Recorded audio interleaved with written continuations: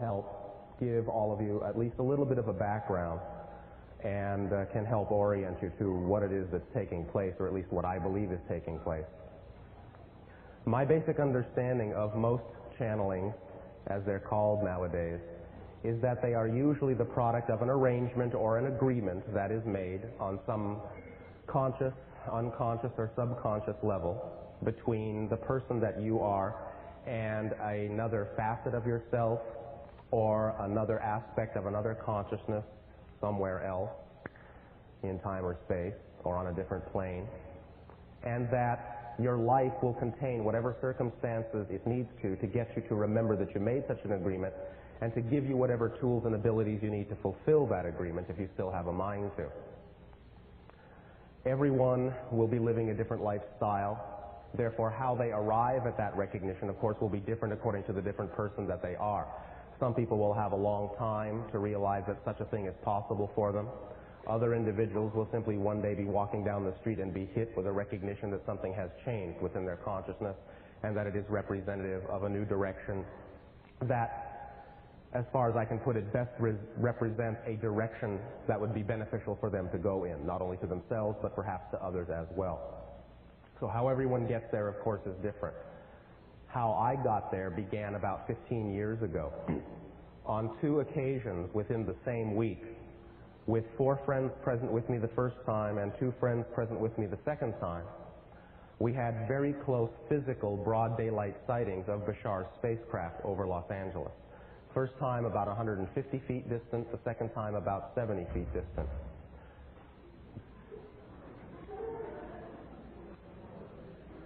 On both occasions, the craft was approximately an equilateral triangle, about 40 feet on a side, roughly about 8 feet thick, of a very dark gray metallic substance. After we got all excited about seeing this, we began to double-check our story with each other to make sure that we had seen what we thought we had seen, and all of us agreed that it wasn't a plane, it wasn't a helicopter, it wasn't something unusual, especially since we had about a 30-second to 40-second opportunity to view this thing in, like I said, broad daylight. What I didn't understand at that time, aside from having seen what a lot of people call a UFO, and what I have come to understand now through research and through many events that have happened in my life, is that those sightings were Bashar's way of tapping me in the subconscious memory to get me to remember that I made this agreement and to get me to start learning the things I needed to learn to fulfill that agreement with him, because a lot of preparation, it turns out, was necessary in terms of my mental patterns, my thought patterns, my emotional patterns that needed to change in order to make some sort of a link possible between our respective mentalities. Bashar does present himself as a member of an extraterrestrial community. Many channelings, the ones that perhaps you have heard of through the media, are connected to, more often than not, what are called disembodied forms of consciousness. And on that level, there's probably about 3 types that have been classified, or at least the classifications have been given to. And the first type basically has to do with your own consciousness. Channeling, as Bashar has said, is really only that process of allowing more than your typical day-to-day personality to come through in a free-flowing stream of consciousness in a very creative way. Any artistic endeavor at all, on the basic fundamental definition of channeling, is a channeling. So all aspects of channeling, all levels, all types of channeling, always involve a portion of your own consciousness at least. You are always involved in the process since it's coming through you. So your own consciousness is always involved. Your own consciousness may be all that there is to it, but it does manifest itself in a number of ways that seems to present other personalities aside from the one we normally think ourselves to be, and therefore other categories have been set aside to describe these different levels of channeling. The second level is basically what is called mediumship or disembodied spirits, people that have died, that have been physically alive at one time or another, and that now exist as non-corporeal consciousness and somehow have the ability to communicate through mental processes with people that are still alive. This is probably the most commonly known or most familiar. And the other type would be dealing with levels of consciousness in other dimensional planes that have never experienced the physical reality that we are familiar with at all, and they have never experienced physical reality to any degree that we would describe physical. They are disembodied as their natural state. The fourth type, which is this type, and this is not to imply that one is more powerful than the other, is what is called the extraterrestrial connection. And basically what this simply means is it is a mental connection that is made, a channeling that is done with and between another entity who, for lack of a better term, is also discrete as a personality like we are. Bashar has described that they have physical beingness. They are not disembodied spirits. They are a literal physical race of beings. They do have existence in what he describes another dimensional plane, a slightly different frequency from our dimension, and unless a shift or an adjustment is made in their frequency, they would be invisible to us, we would be invisible to them. However, they do describe that they have physicality, they are not too dissimilar from us, and if any and all of you have questions about their society, he's more than willing to discuss aspects of that. I only bring that up to show that in his communication, for lack of a better term, he is relatively down to earth, more so than a lot of what might be called disembodied spirit, because he has had existence or still has existence in physical reality. And so he can relate perhaps a little more strongly to our physical existence than perhaps a disembodied consciousness could. Now, the most important thing I want to say about this interaction is what follows. This to me is the most critical thing I could say. I have my own validations for Bashar being who he says he is, because of my sightings, because of my experiences, because of unsolicited validation that has come from many different sources that reinforce that what I'm experiencing, at least in my world, is real enough to allow it to continue to occur, because the information that comes through seems to be valid, at least for many people, and has allowed them to make the types of changes in their lives that they want to make. The thing that I want to stress most importantly is that there is absolutely nothing about this interaction that in any way, shape, or form insists that you must believe that Bashar is who we say he is. I cannot prove this to you at this time anyway. Bashar has said that within 10 or 20 years, when certain types of social, economic, and political changes have occurred on Earth that would make it conducive, his society and a few other societies may be able to physicalize themselves, more blatantly interact with us on a physical level, but for right now they are remaining in the background and communicating this way for a various number of reasons. The primary reason is that in observing our society, they have noticed that we have created a tendency to, when any kind of a messenger comes along, to take the message and throw it in the garbage can and focus on the messenger. They don't want that to happen. They want to make sure that the information itself is more important than who's delivering it. They want to make sure that if you feel you can use the information in your life, that you are free to decide on your own volition that that information has merit for you, not because it came from them, not because they're supposed to be any greater than we are, not because they are supposed to be feared or adored. They want to make sure that the information in its raw state is what is most important in your life, and if you want to use it and you find it works for you, then by all means apply it. If you find that it's something that doesn't work for you, don't worry about it. You will get what you need somewhere else. That is one of the reasons, and again, you can go into more detail with him about his time schedule and what he perceives to be our time schedule for us coming together in a face-to-face encounter. None of this in any way, shape, or form is impressed upon you to believe that you must believe that he is who we say he is. Whether it is a separate being or not is not really ultimately what's important. The idea is that whatever it is that's going on here, it represents a talent that many people, that all people have, an ability to lock into certain states of consciousness that all people have, and to access information that can be applied in positive ways in our life. Like anything, of course, can be applied in negative ways too, but that's up to us. Before we actually continue, and to keep this brief, I would like to just state a couple of things about the actual interchange that will go on. I allow myself at this point to go into what most people call a trance state. This is somewhat of a misnomer. I'm in an altered state of consciousness. I know that there is an interaction going on. But I go into a type of altered state where it's very much like a daydream for me, very much like an energetic daydream. I feel the energy, I feel the emotions, I feel the basic concepts of the interaction. But I don't really hear the words in the same way that if you're daydreaming about something that's really strong, someone might walk in the room and call your name and you wouldn't hear them because you're not paying attention, you're not focused in that way. For me, the experience is very much more like listening to music than it is actually listening to a conversation.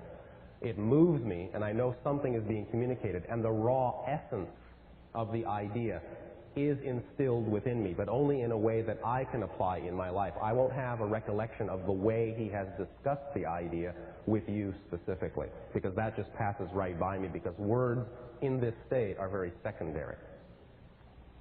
My consciousness, as I understand the process as Bashar has described it, becomes diffused or softened or expanded, if you will, and allows the frequency of his consciousness to impress itself upon my energy. When that occurs, a telepathic link is formed between us. I become susceptible to his frame of reference. So what is actually happening here is he's not coming down, he's not possessing me, he's not inhabiting my body. As far as I understand, that is not literally what happens in any channeling, anywhere, and never has at any time. Our definition of that circumstance makes it seem as if that is so. What I understand is happening is that my energy, the energy that I always have as myself, is being transformed into a model or a pattern of his energy, so that what you are getting is a representative mirror of his personality, of his thoughts, made out of the energy that exists right here and right now, which is my energy. As such, when he begins to speak to you, he is not literally speaking English. I am programmed, for lack of a better term, with English. I am functioning like a translation box for him. Whatever concepts he sends with his thoughts are simply automatically translated by my subconscious into whatever language I am comfortable and familiar with. It's an automatic process. If there are words or terminologies that I don't comprehend or understand, it causes a fuzziness or a static in the translation going the other way. He can discuss most concepts or most ideas with you, but now and then there may be a confusion in terminology because of the way he looks at things and the way we look at things. If for any reason, at any point during the dialogue between you, there is something that he is saying that you don't understand, what I would like to ask you to do is to speak up and say, "Wait a minute, Bashar," interrupt the entire proceeding and say, "I do not get it and I want to understand it." Just say, "Could you use another word? Could you rephrase it?" He will. He wants to make sure that whatever it is he's talking about with you, if you want to know what he's saying, is understood. So don't feel like you're going to interrupt the proceedings by asking for a clarification. As was already pointed out as well, Bashar does not believe that there really is any such thing as a stupid or a silly question. Nothing is too personal to ask. It's up to you. You don't have to ask it. But you can ask anything from personal to cosmic questions. He doesn't care. He's not shy. He will respond in whatever way he feels is of best benefit to you. There may be some things he will either not be able to say for one reason or another. Some things he will not know. He is not an all-knowing being. He is an individual like you and I, with his own personality, in a civilization that in certain ways may be more advanced than ours, but he has his own personality. There will be certain things he will know. There will be certain things he won't know. But his point of view is relatively expanded relative to the way we usually look at things. And his point of view, therefore, sometimes gets us to think in new ways, and that's the biggest benefit that he usually has on people. But feel free to ask anything you want if you're not embarrassed to ask it in front of the crowd that's here. Treat him like a friend. Treat him very informally, very directly, because he's going to be very direct with you. That's his style. The last thing I will say before I actually go into the altered state is, when I allow my personality to expand and I go into the actual energy, you'll notice that my body will go through a few reactional changes. That is only adjustments to the energy. Nothing of what I'm experiencing is painful in any way, shape, or form. Some people have said it looks like I'm going through a lot of pain, but I'm not. So don't worry about that. I'm doing just fine.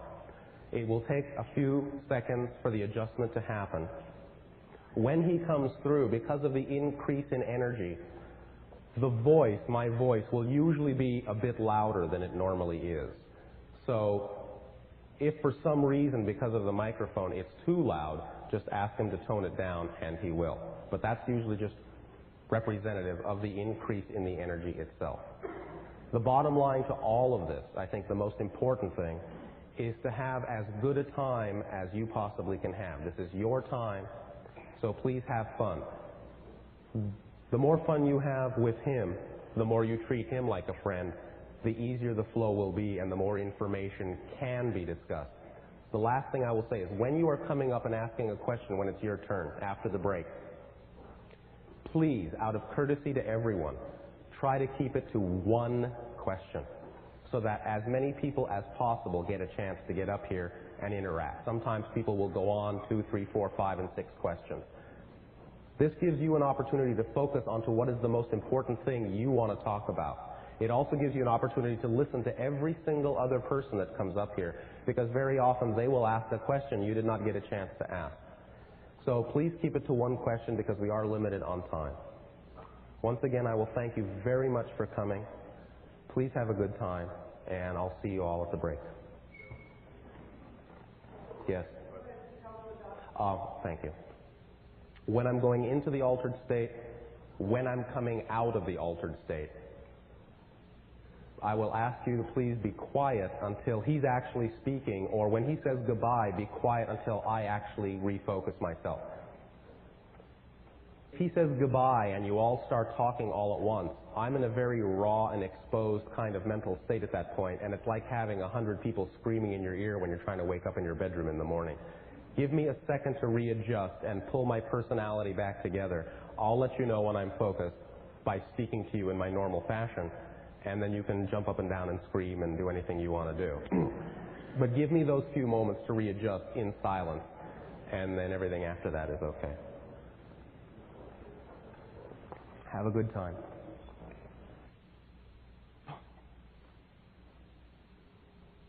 All right, I'll say, I greet you all this day of your time as you know time to exist. And before we begin our interaction, I would like to lay down a few foundations between us so that there will be some commonality, some common ground for this interaction in terms of who we are to you and who you are to us.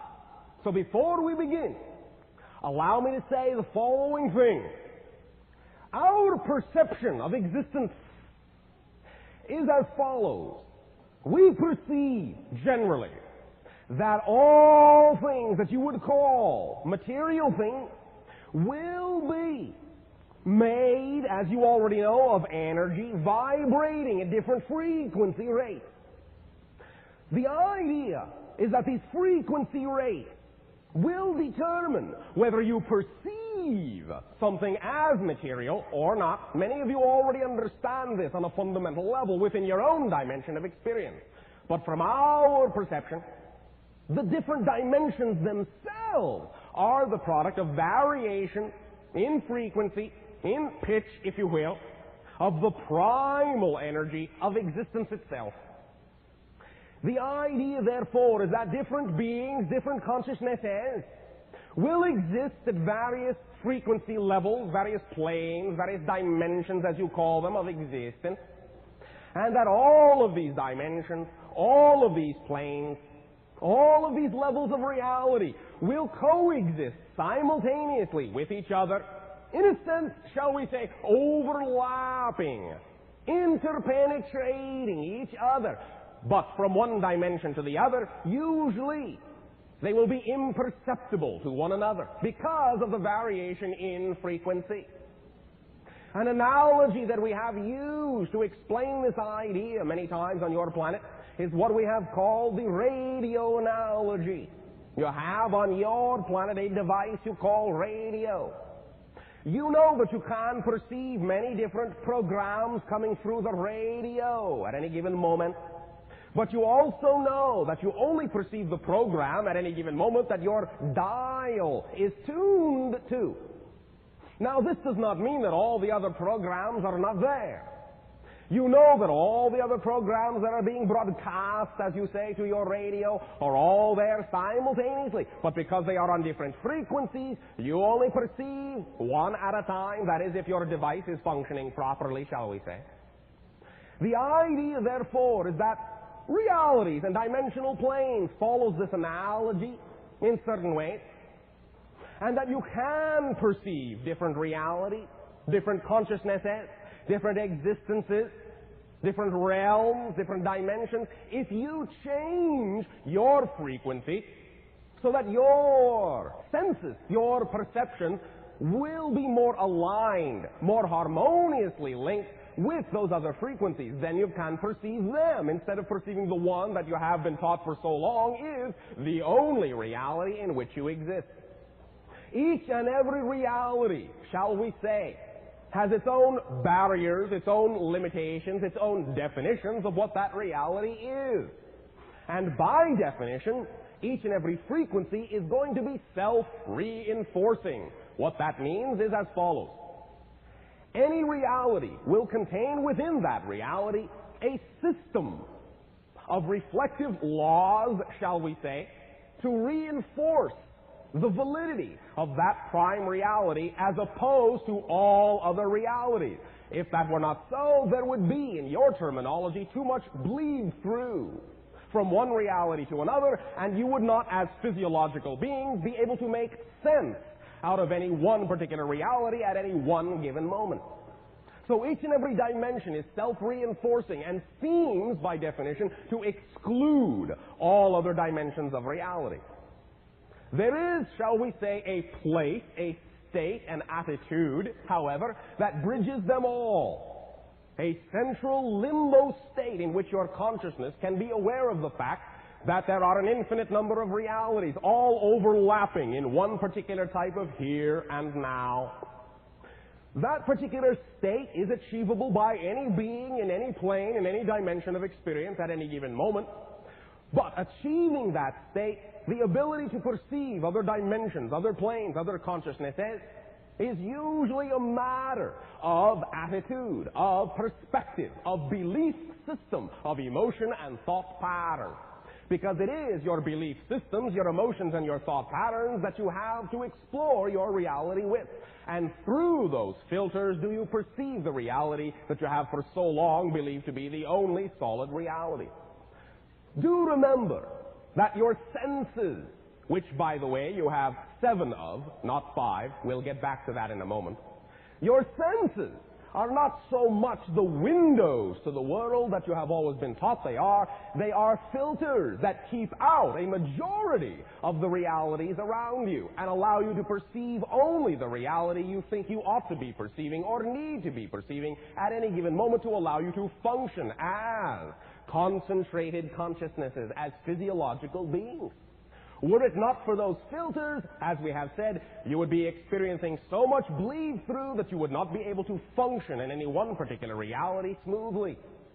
Now, your world is changing in many ways. This, all of you know.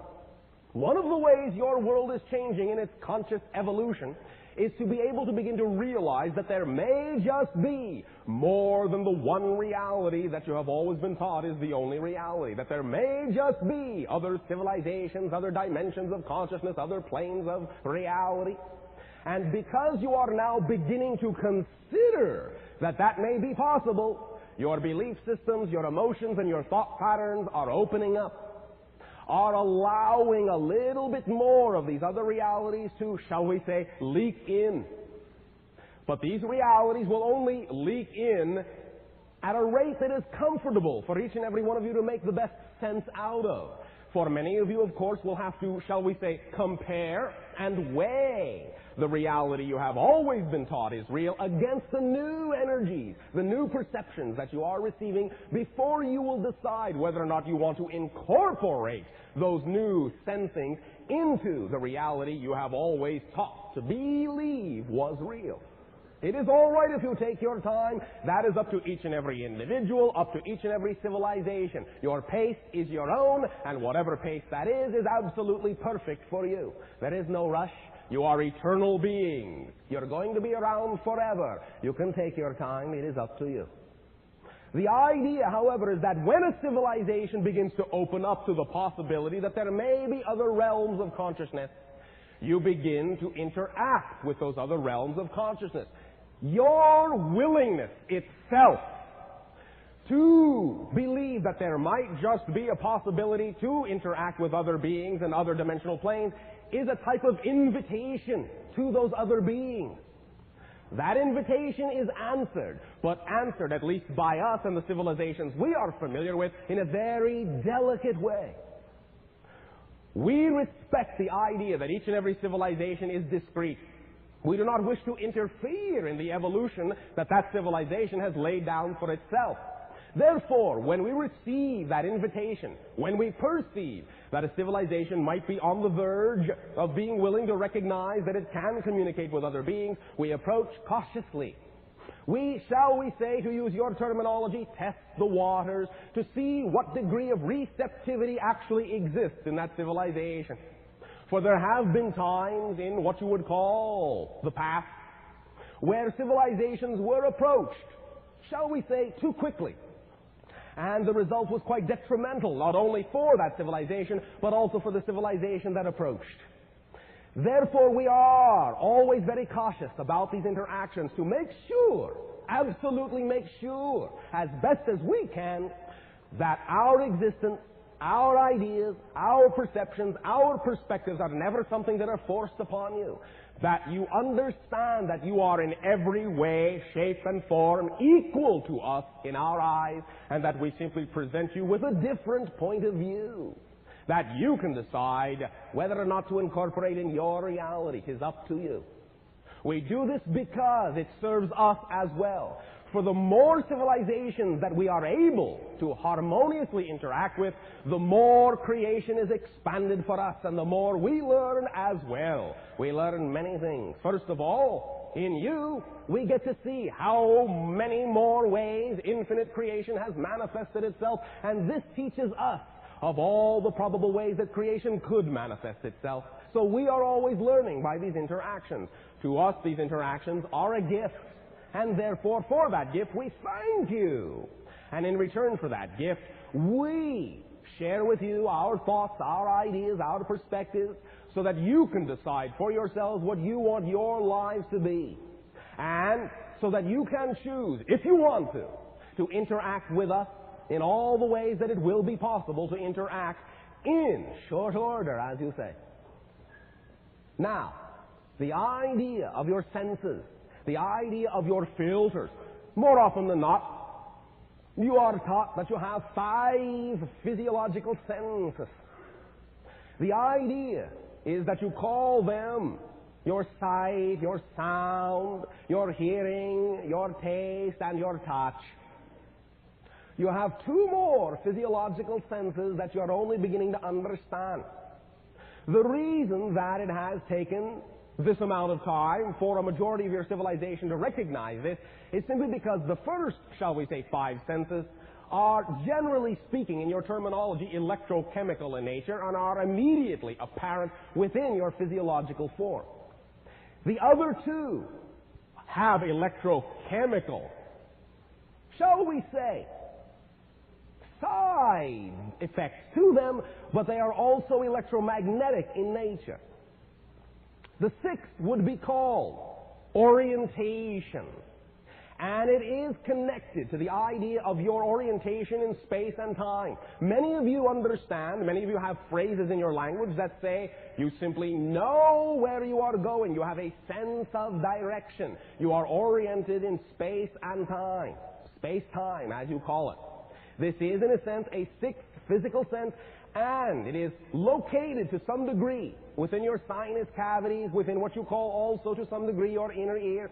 It is hinged upon the idea of the substance magnetite that exists in your sinus cavity. And it is what many of you and also the animal species upon your planet use to orient and navigate themselves through physical space-time. The seventh sense is, in a sense, what you would call discernment, vibrational discernment. This has been classically categorized by you as picking up upon another individual's vibratory aura. The idea is also electromagnetic in nature, but is cellular in scope and interpenetrates every single cell and every single atomic structure in your body.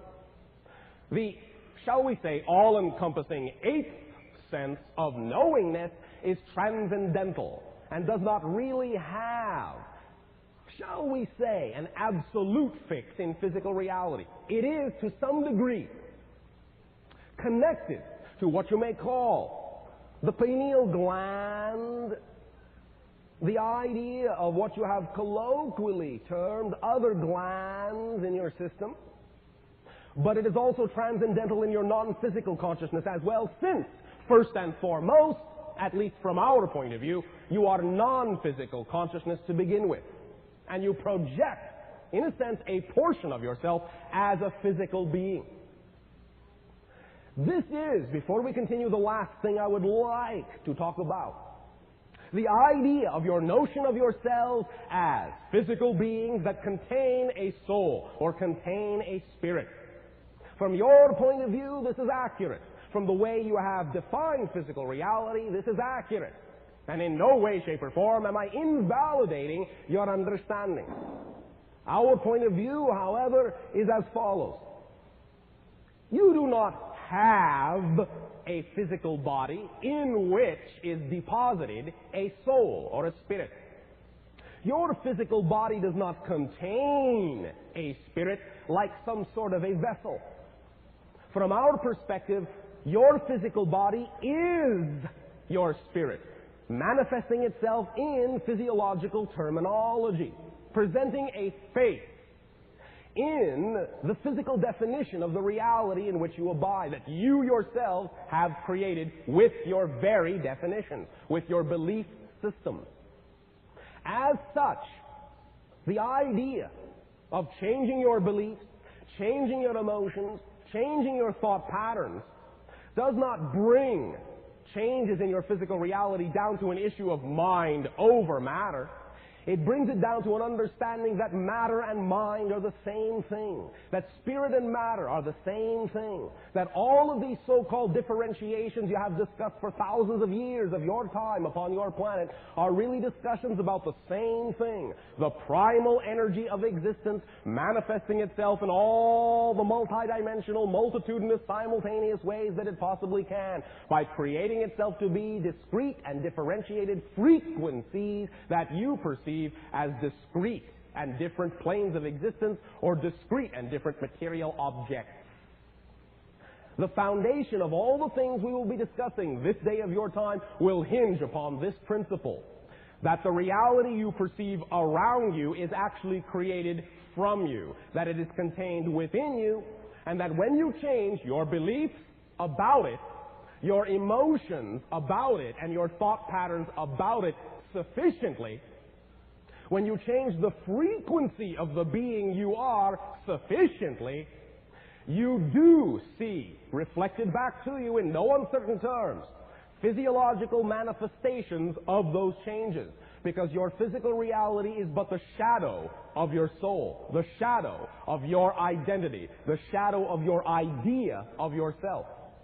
And that you can create the realities you desire, if you can, in your terms, get a handle, as you say, upon changing the belief systems, the emotional patterns, and the thought patterns within you. You are, as you say in your biblical references, made in the image of God. Now, the idea of what you, in your society, may call God and what we may call God may vary here and there in semantics and terminology, but it is basically the same concept. It is all that is. One infinite creation that diversifies itself into many multitudinous transformational manifestations. If you are made in the image of a multidimensional infinite being, then that means you are multidimensional infinite beings as well. At least that is what the phrase means to us. So when you say you are made in the image of God, understand what that truly means. You are the co-creators with the infinite, the creators of your immediate reality. And as you design the filters of your senses to be, so you experience the reality you believe you are in. This will be the foundation of all the ideas we will discuss this day of your time. At this time, allow me to end and to allow the interaction to begin. But first, I will once again thank you for choosing to function as ambassadors and representatives of your society. For that is what you are, make no mistake about it. For there are many, many, many on this end listening in. I thank you for allowing me to function as an ambassador of my society and communicate with you in this way at this time, so that it may serve the best of all concerned. In return for your gift of sharing, in return for your willingness to explore this idea, I ask you now, in what way may I be of service to you? So, Bashar, Yes. inasmuch as this is many of the people sitting in this room attend a class that considers the issues around death, dying, and afterlife. Yes. So, simply put, the question that I've been asked to ask has to do with what happens at death. But before you answer, let me expand it a little bit. All right. The question is, what happens to us when we die? What happens to our physical? What happens to our psychological? What happens to our spiritual being at death? The question is asked in the following context. All right. In our human religions, we seem to have historically framed at least two major concepts or images of what happens to us when we die. Three. And one of those images is, and then if there's three, you can add the third. But one of those images certainly would be the Eastern image, which would be spoken of generally in terms of transmigration or reincarnation, in which we see that an individual is recycled in a sense, and that at death doesn't really cease to exist, but then has the opportunity to choose to come back into this life form, in another life form perhaps, but the same soul or spirit. So the notion of reincarnation, the notion of recycling. All right. And then in the West, Judaism, Christianity, Islam, etc., we have more of a linear concept in which a human person has one lifetime. And in that one lifetime, the lessons that are to be learned must be learned, such that at death, there is not a recycling, but, if anything, a continuation on into a sort of following a trajectory that has already been established in life. Now, could you give some feedback from your perspective with regard to this question, what happens at death, in the context of these two, and I've heard you say three possibilities? Yes. The third simply being those that are uncertain about the other two. The idea at this time, from our perspective, is as follows. We perceive the idea of reincarnation to be a fact, as you say, but not necessarily in the way many of the religions upon your planet understand it. For even many of the religions upon your planet look at reincarnation in a linear sense, and we do not. To us, all time is simultaneous. All lives exist right now. They are, quote unquote, as you say, separated by a convenient frequency idea to prevent it from becoming what you would call confusing. The idea, again, can be drawn upon an analogy for clarification to begin with. We have used the analogy we call your film strip analogy to paint the picture. You are familiar in your society with the idea of what you would call a strip of your motion picture film, yes? The idea is that there are upon that strip of film many frames, one frame at a time being necessary to represent a particular discrete and specific action that then, in your terminology, follows to the next action, the next, and the next. By creating the illusion of the continuity of motion by moving that film through one of your projectors, you sense that there is a linear time, a progression and an unfolding of events. However, to the characters, shall we say, upon each frame of film, they only know that particular moment at any given time in space, and they do not necessarily have knowledge of what is coming up, and perhaps a very dim knowledge of what has already passed. They live in that frame and that frame only. And the characters on the film are, shall we say, imprisoned on that frame. However, the projectionist sees the entire film all at once, knows that all the frames exist all at the same time, and it is up to the projectionist's discretion to decide whether to run the film forward, run it backwards, or look at any particular frame at any given moment. And they do not have to be looked at in any particular order. To what we call the higher self, the oversoul energy of your consciousness, the non-physical awareness that you actually are, this is how physical reality looks, like a strip of film with discrete moments, discrete frames. It can be understood by the higher self that reality needs to make sense out of that motion picture by running it through their projector in one particular direction, one frame after another. However, the higher self does not have to look at it that way and recognizes that all those frames coexist. Not only that, but that many films cross and coexist at the same time. An infinite number of films can be going on all at the same time from the perspective of your higher consciousness. Therefore, first of all, reincarnation, to some degree, is a misnomer. Reincarnation implying that it is a linear mechanism, that you incarnate and then reincarnate and reincarnate after that, having incarnated before. To us, it is simply simultaneous, multidimensional incarnation. Only from your physical point of view do you see it linearly and call it reincarnation. The reason that exists, the reason that there are multiple lives is, as we have said, you are a multidimensional being. You fill existence. You are a reflection of the infinite. Some of you exist in one frame of reference at a time.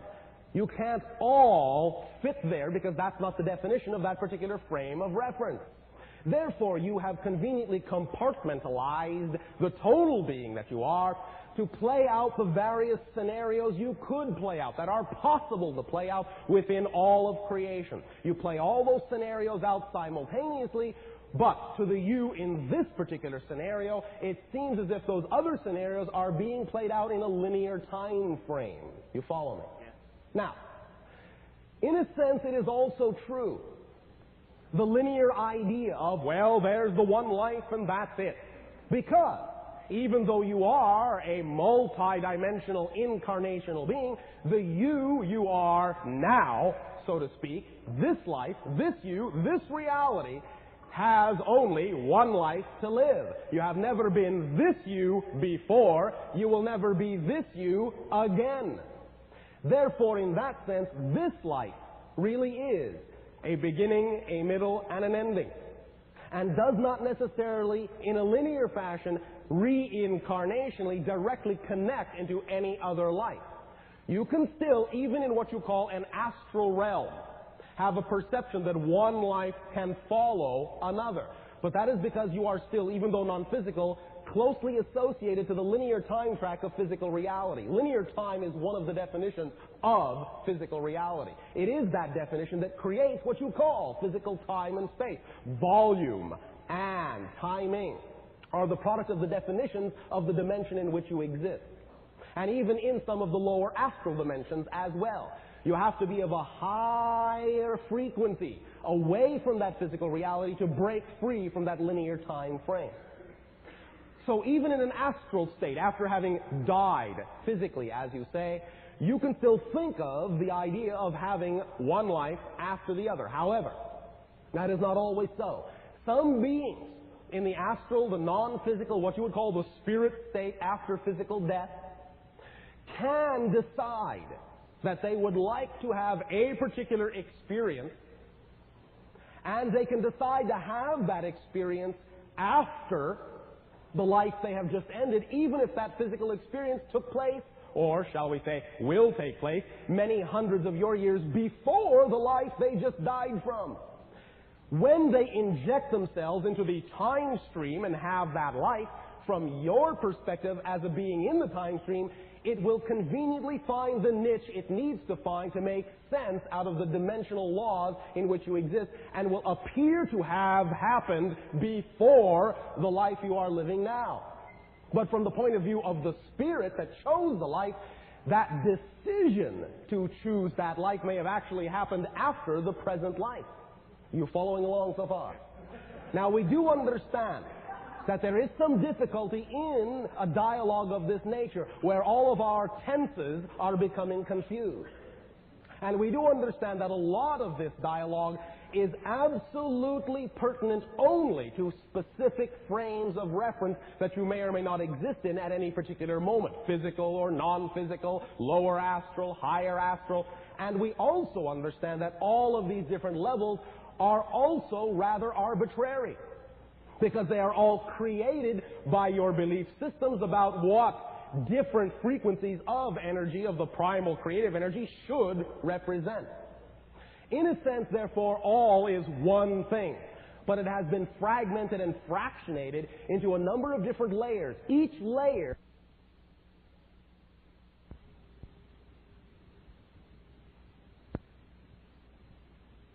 about the flow of time, the direction of time, the idea of volume, the idea of self-awareness, the idea of existence. All of these things, when discussing ideas from one level to another, can become quite confusing, since the terminology and the tenses and the perceptions of one level are not necessarily, as you say, germane to another. We will do the best we can with the language we have at our disposal to explain the idea. We will simply ask you to allow for the confusion in tenses which may occur in making an attempt to discuss something of this nature. Has it been relatively clear so far as you can tell? Yes, let me follow it up with just a quick question. Have you yourself experienced death? Yes. The Fine. idea as a soul is that all beings have experienced the idea you call physical death many, many times. As the discrete persona I am now, no. In a sense, in terms of your linear time, as the discrete persona I am now, I have not, in your terminology, even been born yet. The idea is that I am, for lack of a better term, a future aspect of the physical being sitting before you. In my civilization, in my flow of time, my reality has not even happened yet relative to your reality. In my civilization, the time frame you exist in is history to me, ancient history. The idea, therefore, is that my dimension flows at one particular rate, your dimension flows at another particular rate, what you call non-physical reality flows at another rate altogether. That is why certain discrepancies can occur when communication is attempted from one level to another. And why somebody may say, well, this looks like this might happen then, or it did happen at such and such a time, and the time frame may be completely erroneous, because the time scales are radically different and are very difficult to assimilate and synchronize from one frame to another. What happens generally when you physically die is as follows. There will be specific scenarios that are relative to specific individuals, but this will generally happen to all beings that are ensconced in a physical reality, at least as far as our experience has told us. What you do is expand the consciousness that you are. You are not so highly focused as a physicalized, materialized, shall we say, crystallized consciousness. You expand. You, in that sense, contain the idea of the previous physical reality, but it becomes now simply a fragment of the total being that you are. Shall we say, your focus is not on it as directly anymore. Therefore, the materiality begins to dissolve, what you call decompose or decay. Your focus no longer holds it together in the way that it used to. As you expand your consciousness, you then can experience many different things. From our experience, this will be the most likely scenario. Whatever in physical reality you held on to as the strongest belief about what you think would be your experience at death will be your experience at death.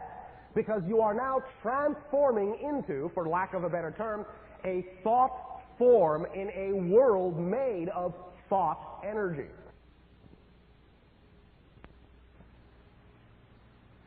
Instantly, as you believe an idea to be real, that is what you seem to experience tangibly around you. The second you change your thought, the experience around you changes. But on that level of non-physical reality, because you're no longer within the definition of time and space, there is not the same kind of time lag between the thought and the manifestation of the physicalized or apparently physicalized thing. So the first thing you believe most strongly would be the thing you would experience on death is usually what you experience. If it is, in other words, the idea of long-lost uncle, long-lost aunt, that is usually the manifestation that will greet you. Now, it can be literal, it might actually be the consciousness of that being, but it doesn't have to be. It might simply be your concoction, your manifestation out of the primal energy that you need to see in order for you to relate as best as you can to the transition you're going through. It might actually even be another consciousness, allowing its energy to be utilized to represent to you the long-lost uncle, the long-lost aunt, to allow you to feel more comfortable. The beings that do that are usually referred to in your society as guides. Many times they will simply present themselves to you in whatever way is most pleasing, most acceptable to your belief system, so that you can make the transition more easily than you might have had you been confronted with something completely unknown.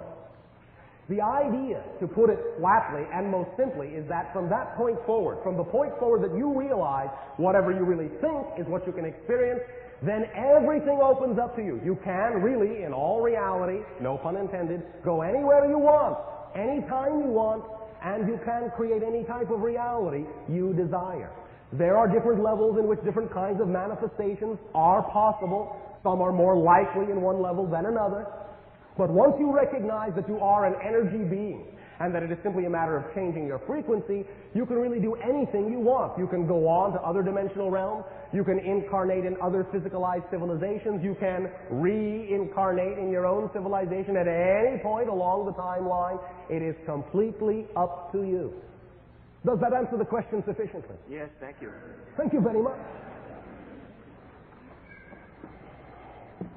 Bashar, we've been informed that your life is in the future, according to our understanding, but it is in a physical plane, yes, similar to ours. Yes. I wonder if you could describe for us the planet on where you live, yes, how big it is, yes, how far it is from the central sun, yes, the time periods for yes, your year and yes, your day, yes, and some of the physical aspects of your life. No, right? Our physiological form is generally as follows. We are approximately 5 feet of height in your counting, white, whitish gray skin coloration, very wide, upturned eyes. The pupil of our eye encompasses most of the eye, so it would appear as if our eyes are black. They are actually not. Most of them tend toward what you would call gray in coloration, but because of the enlarged pupil, they appear almost all black. The males will usually have no hair. Females will have hair, usually tending also to be whitish in color, although there are exceptions. If you wish some type of comparative analogy between our civilization and the species of your civilization, you could use the idea of Mongolian and you would be close, but not exact. We are relatively slender in that way, relatively frail, as you would understand that idea, and our civilization is evolving from physicality to non-physicality. We no longer eat as we once did. We absorb energy directly, and our skin is somewhat transparent in that way. The idea of our planet, which in our ancient language, which we no longer really use, is termed Esasani. Esasani in your language translates out to place of living light. It is our understanding that all beings are made of living light, and thus we have called our own world. It is not too dissimilar to your own planet. It is a tiny bit smaller, What you would call our gravitational component is approximately 85% of your own. Our day is a slight bit longer than yours, approximately what you would call 25 of your hours. However, our year is much longer, being that we are approximately, in your terms, 120 million miles radius from our central star, making, in your terminology, our year approximately 454 of your days of counting.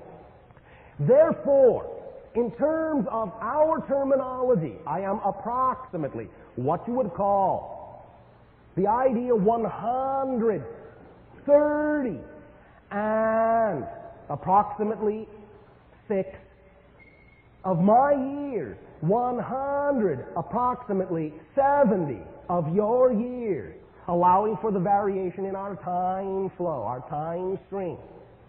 Our planet is, in your terminology, park-like, very green.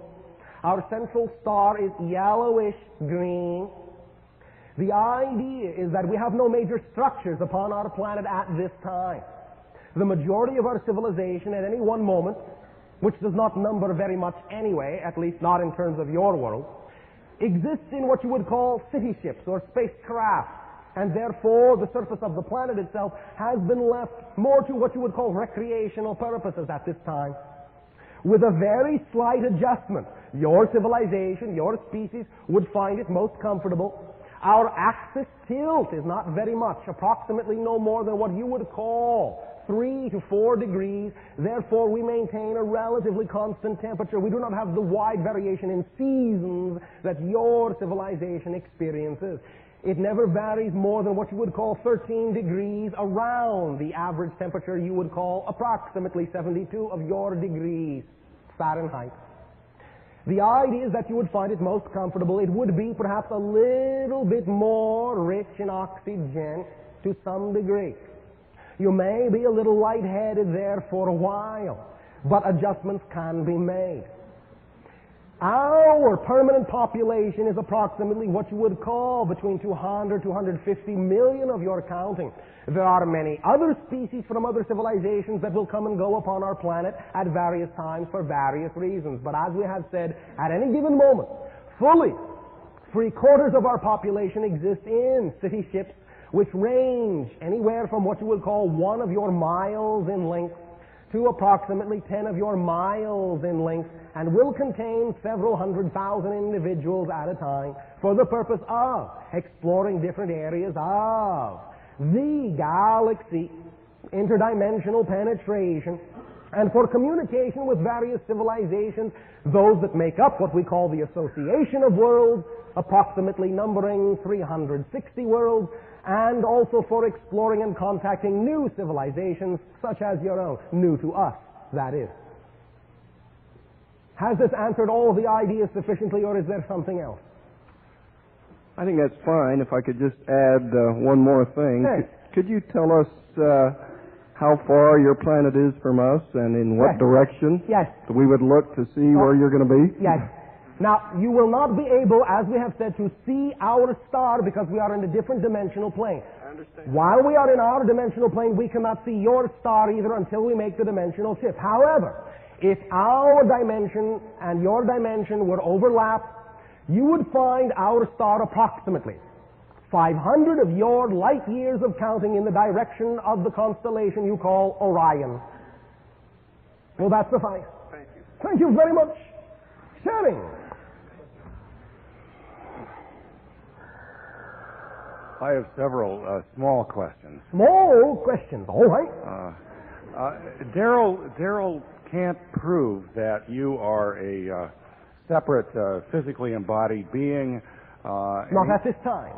And he holds out the possibility you are, in fact, only a manifestation of his nature. Correct. But he doesn't think so.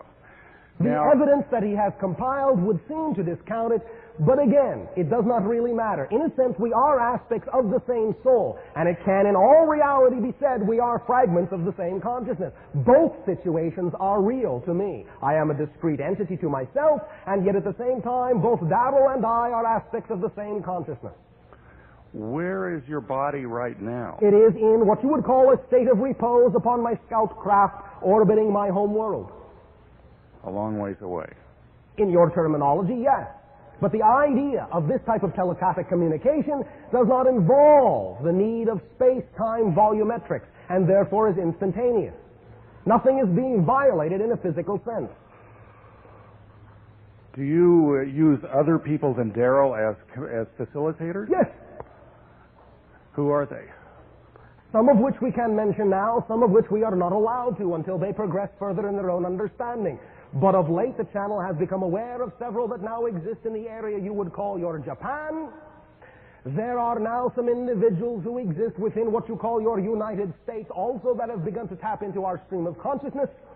And this does not necessarily involve only myself. Many members of my civilization and other civilizations are also in communication in this form with many members of your civilization, those that are simply receptive to it. Could you name one or two people who you are in touch with? Yes. In what you would call your Los Angeles area, there is another individual that we have given express permission to channel our flow of consciousness. The name of this individual is what you would call Stephen Hewitt. In what you would call the Japan area, the individual involved is female and goes by the terminology of Ayako. Will this do? Great. Thank you very much. Now, a couple of brief questions. All right. Can you give us some means of distinguishing between genuine and fraudulent beings who play this role that Daryl plays? We will make an attempt to do so. However, the terminology of genuine and fraudulent may be quite touchy, as you say. We can, however, guide you to the idea of what is positively or negatively oriented, one way or another. Usually you will find that those in your terminology that are quote-unquote genuine will usually have a positive desire behind them. The signs and the signals to look for are as follows. If an individual is focused upon saying, you must do this, you must do that, I have the answer and this is the only way, you are probably, not absolutely, probably dealing with what you would call an ego structure aspect of the individual present before you. If, however, the energy coming through acknowledges the validity of all belief systems, is simply sharing information for the purpose of sharing, for the purpose of expanding, for the purpose of learning in a beneficial and positive way, makes no demands, does not want to take your power from you and run your life for you, in all probability, no matter what it is a positive and therefore quote-unquote genuine experience, whether it is someone else or not. That is the criteria we would suggest you look for. This does not necessarily mean that individuals on your own planet and that your own consciousness cannot come up with either idea. It does not prove, as you say, one way or another, that just because you are hearing something positive, that it actually has to be another consciousness.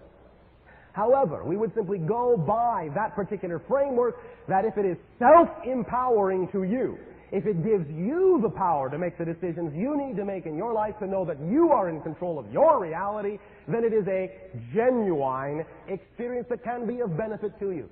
If it seeks to run your life, if it seeks to drain your power and control the reality around you, then in that sense it would be called quote-unquote fraudulent, no matter what it is. Does that make sense? Great. Now the hardest question. Oh, hardest question. All right.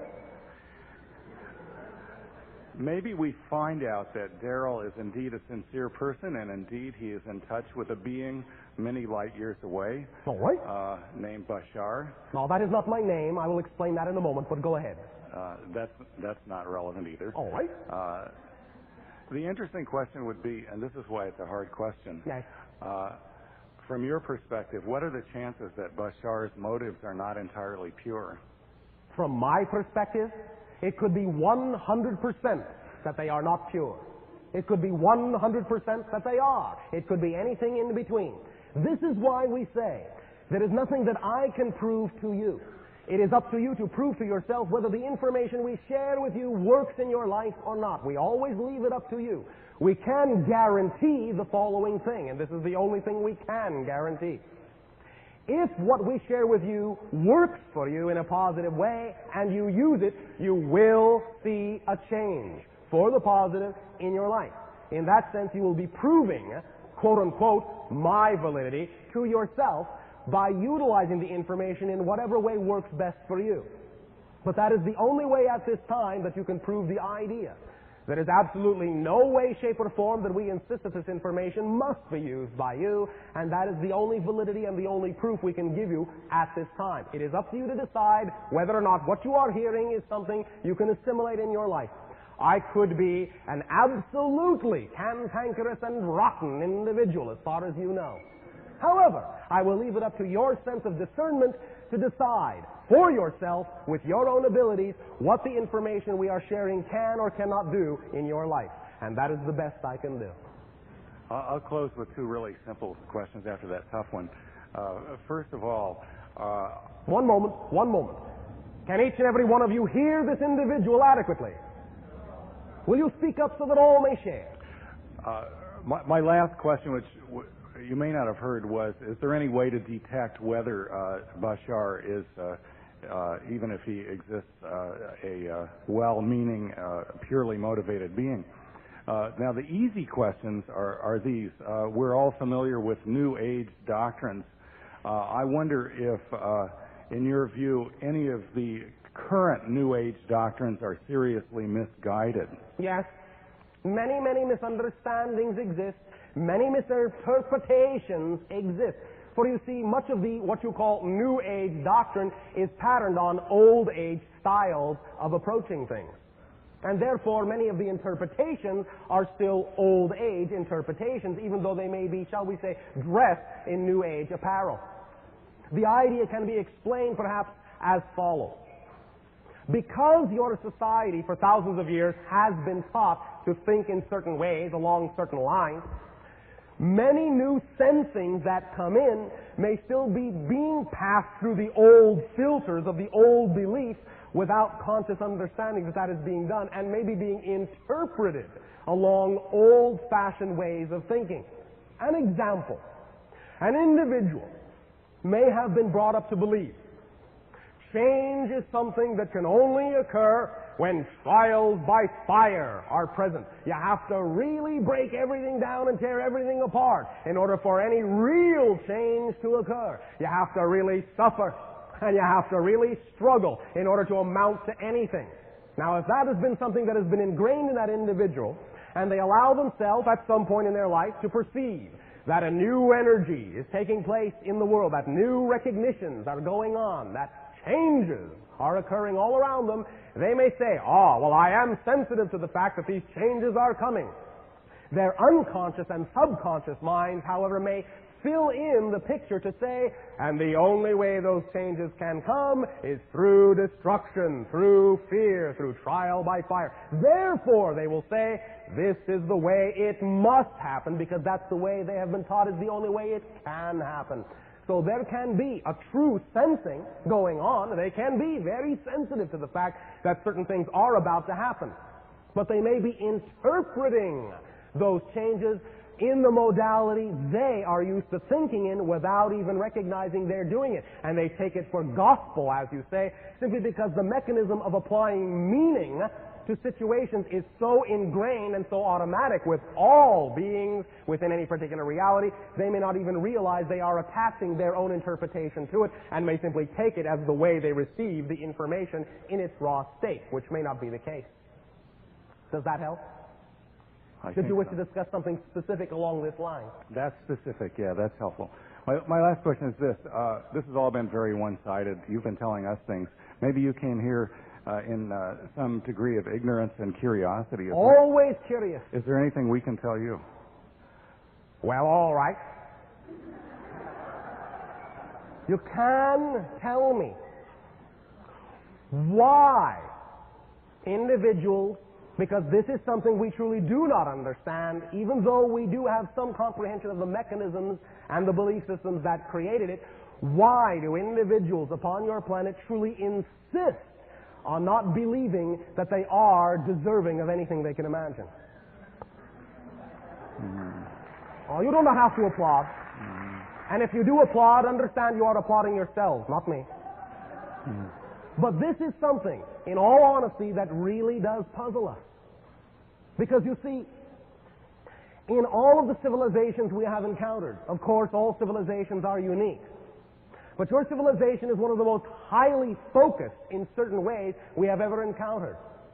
And one of the most highly focused ideas we have seen in your civilization is the idea, the insistence of giving away your power. The idea that you are very willing, over and over and over again, to believe, in a sense, what someone else tells you other than what you know is true for yourself. That is why we always, in all of these interactions, outline from the beginning that you are never expected to believe anything we say just because we said it. The idea is that we have noticed a strong penchant in your society to lock on to things, and just the opposite, to shy away from things just because of what you think you must absorb, one way or another. We really have found it quite mesmerizing.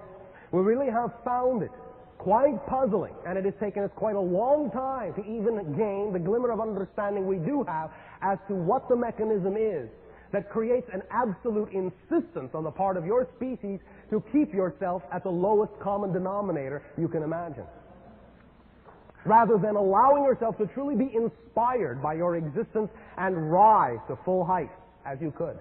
I'll try and answer to that. Thank you. My guess is that it's something like this. Yes. Because of our embodied nature, we develop habits that tie ourselves very closely to our physical bodies, give rise to an illusion that my ego is tied to my body, and produce with that habit a kind of sleeping state which blinds me to possibilities that if I awakened I might be aware of. Oh, all right. Will you define habit? A habit is a repeated tendency tied to the state of the body to behave in certain ways without the benefit of awareness. A tendency. You are suggesting, therefore, a type of momentum that occurs. Exactly. All right.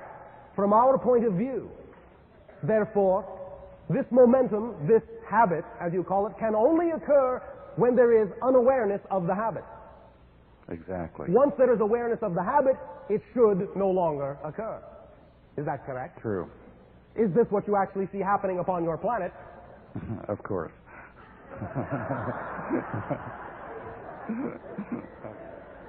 All right. We thank you for the clarification. That's great. Since I'm filling in for an anthropologist, I'm Yes. going to ask some anthropological questions. Well, all right. You've given a fascinating description of the physical characteristics of your planet, Well, all right. et cetera, very scientific. Now, as a visiting, in our terms, Yes, as we all would right. understand them, as a visiting anthropologist, say, I would like to ask what the equivalencies are for your people for things that we have, like marriage ceremonies. Oh, thank you very much. Well, I'm not done. I have all right. Hold on. You see, we have rituals to Yes, mark we know. special occasions, Yes. like birth and Yes. marriage and puberty. Yes. And we also have myths Yes. to explain why we do the rituals the way we do. What do you all do for that? Usually whatever we want. Like? Now, the like idea... What? Thank you. The idea is that there will be a type of ritual that remains in our society that we perceive you may or may not find interesting. And it takes place usually at what you call approximately the 3rd year of life. This ritual is a recognition that upon that 3rd year, the individual born in our society has what they need to begin absorbing on their own, at their own pace, all the other information that is pertinent to whatever it is they're going to do in life, and can begin to go out into the world on their own and seek what they wish to seek, gleaning information from whomever they wish to glean it, and learn at their own pace whatever they wish to learn. In this sense, it can be termed, quote unquote, a naming ritual or a recognition of adulthood at 3 years of age, even though the physical form may not be mature as you understand it. This ritual takes place in that 3 individuals will gather, representing 1 for each year, and they will surround the child, as you say. The child will sit in the middle. Each individual will focus upon an aspect of what you would call body, mind, and spirit, and will flow a sense of energy to that child.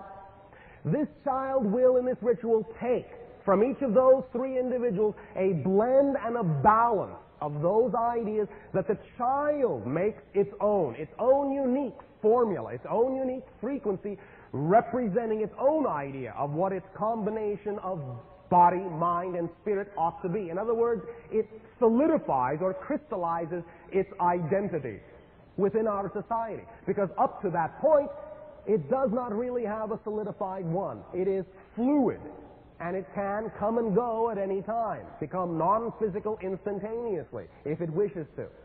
At that point, if it decides, as you say, to hang around in our society after 3 years, in crystallizing its identity at that point, it then harmonizes, or if you wish, synchronizes with the tempo of the mental framework of our society so that it will fit in and flow in all the places and to all the places that best represent the path of least resistance for that individual to grow in whatever way evolution needs for that individual to grow to fit into our society best. Now, we do not take names per se. In our society at this time, we are telepathic in nature, and therefore we are always interconnected with one another. We do recognize our biological parents, as it were, and the birth process is not unlike your own, although there will be, in your terms, a 7-month gestation period rather than a 9. And the physical sexual act is not so much as physical anymore as it used to be, but now encompasses a high degree of energy exchange since we are, in our evolutionary place, moving into non-physicality. However, there will still be the idea of the carrying of the child and birthing in a similar fashion to what you understand to be physical birth. However, because we are telepathically connected, because we are in touch, as you say, with each other at any given moment on various levels in various ways, our entire society truly feels, truly knows itself to be married to every other member in the society. We are one marriage. We are one family. And even though a child may recognize its biological parents, it also feels that all the adults are the parents of all. All the adults feel that all the children are theirs as well, and because we are telepathically intertwined, no child is ever out of sight, out of mind at any time anyway, no matter where they are in space-time. So we have a high degree of trust, a high degree of love, a high degree of nurturing, a high degree of support in allowing that individual to be who they want to be. Within our society, there are many, many, many spontaneous manifestations that you might call rituals, but none of them are, shall we say, as heavily bought into as many of the rituals upon your planet. They are simply artistic expressions that are individual in the moment. Sometimes groups will spontaneously come together and form a myth, a ritual, but only because it is one way of expressing an idea. It is not something that will be, shall we say, institutionalized or rigidized in that fashion. In the very next minute, or perhaps several years later, it may simply dissolve because the society no longer sustains the need for that particular format or matrix. Does this help answer the question? Is that sufficient? Oh, well, I have one more. Oh, all right. I just have one more quick question. Yes. For how long have you been doing things this way, and where did you get the idea to do things in the way that you've described? Thank you. In your terms of counting, it has been approximately a period between 300 and 500 of your years ago that our society made an abrupt transformation. We were always, to some degree, because of the nature of our environment, because of the nature of our evolution, shall we say, prone to be a little more cohesive than your society. There has never been as much variation in our history as there has been in yours. Never as much segregation in our society as there has been in yours. So to some degree, shall we say, speaking of evolution, we might have had, to put it this way, a little bit of a head start. We were pushed in that direction by environment to some degree. However, as you said before, the idea of a tendency, a momentum developed until it brought us to a certain point where the collective mentality of our society manifested in a particular event. This particular event is not unlike what you would call your quote-unquote Christ scenario. In other words, let me backtrack a moment, lay down a foundation if I may. What you call the Christ consciousness is, from our perspective, the combined consciousness of the totality of all the individuals upon your planet. It knows itself as a singular identity, but it also knows itself as being made up of all the consciousnesses upon your world. Every single planet, every single society, every single dimension of consciousness has its own version of the idea you call the Christ consciousness, the collective soul, the world spirit. In our ancient language, we called ours Shekinah.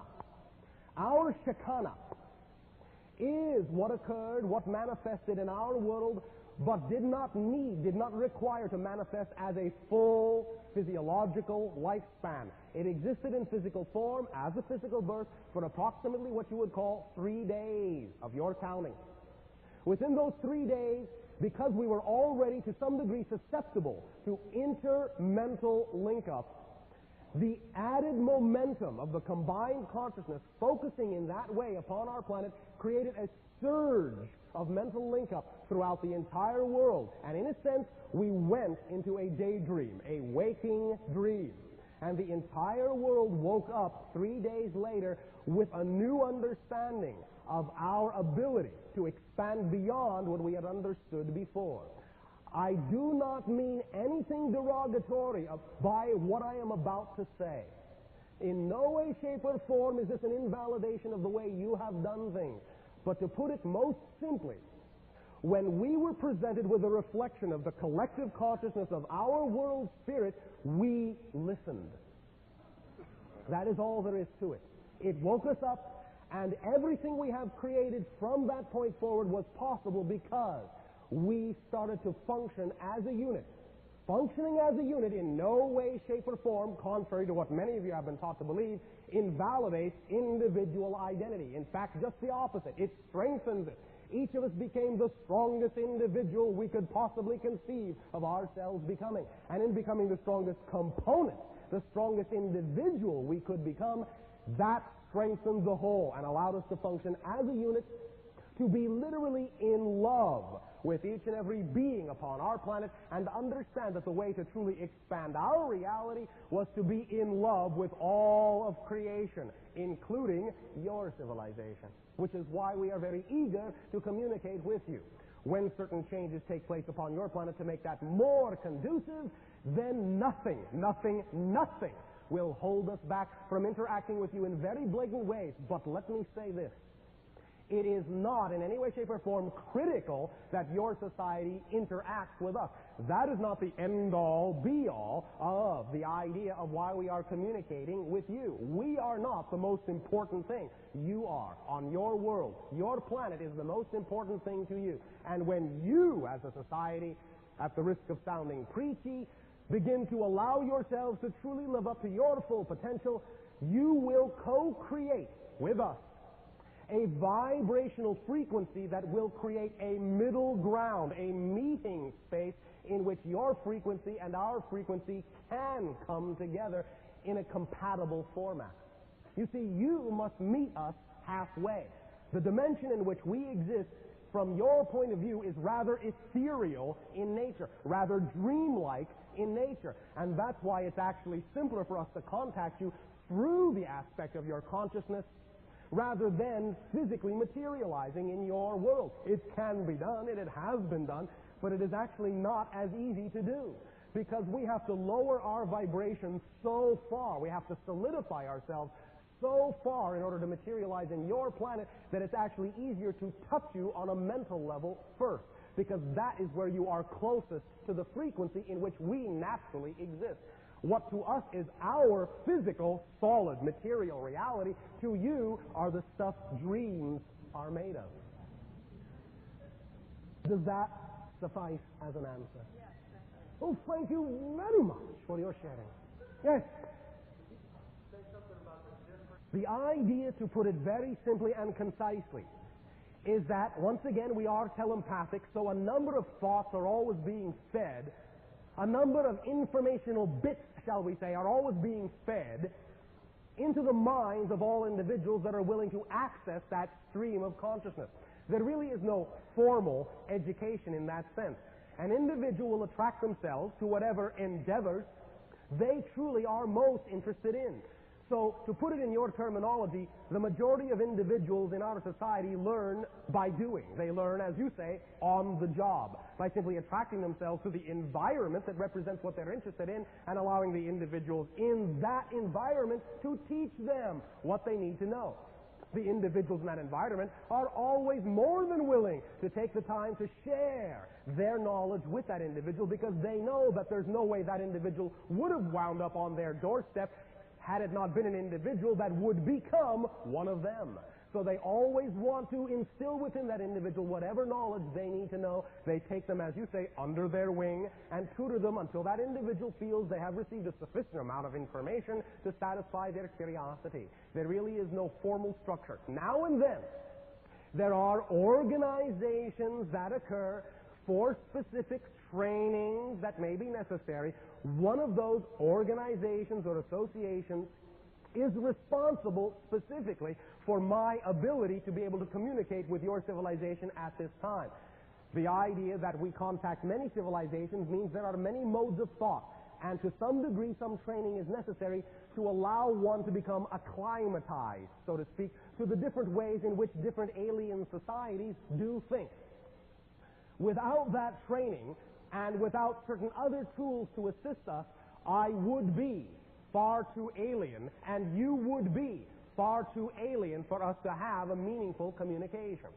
One of the other things that we do that prepares us to be able to communicate with other societies, going back to the issue of reincarnation, is to have, at some point, a life in that society so that we can build up a framework in our own incarnational history that allows us to draw upon that framework later on to use it as a model, a reference point, so that the society we then interact with isn't so alien, because we have had at least one life in that society to which we can relate. That is the situation that is going on here before you. For I am, as I have said, the channel's future self.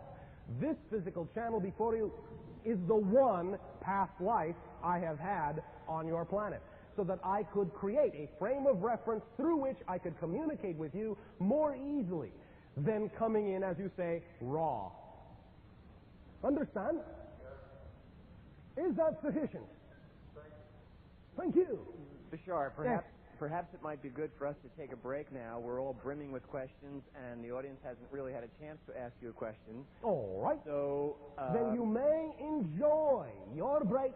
We will resume contact in this fashion in approximately what you would call 15 of your minutes. And everybody will remain very quiet.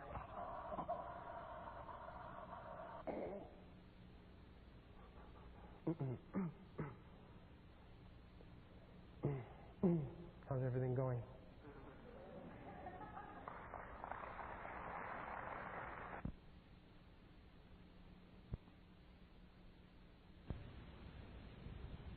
Good day. Nice to see you again for the first time.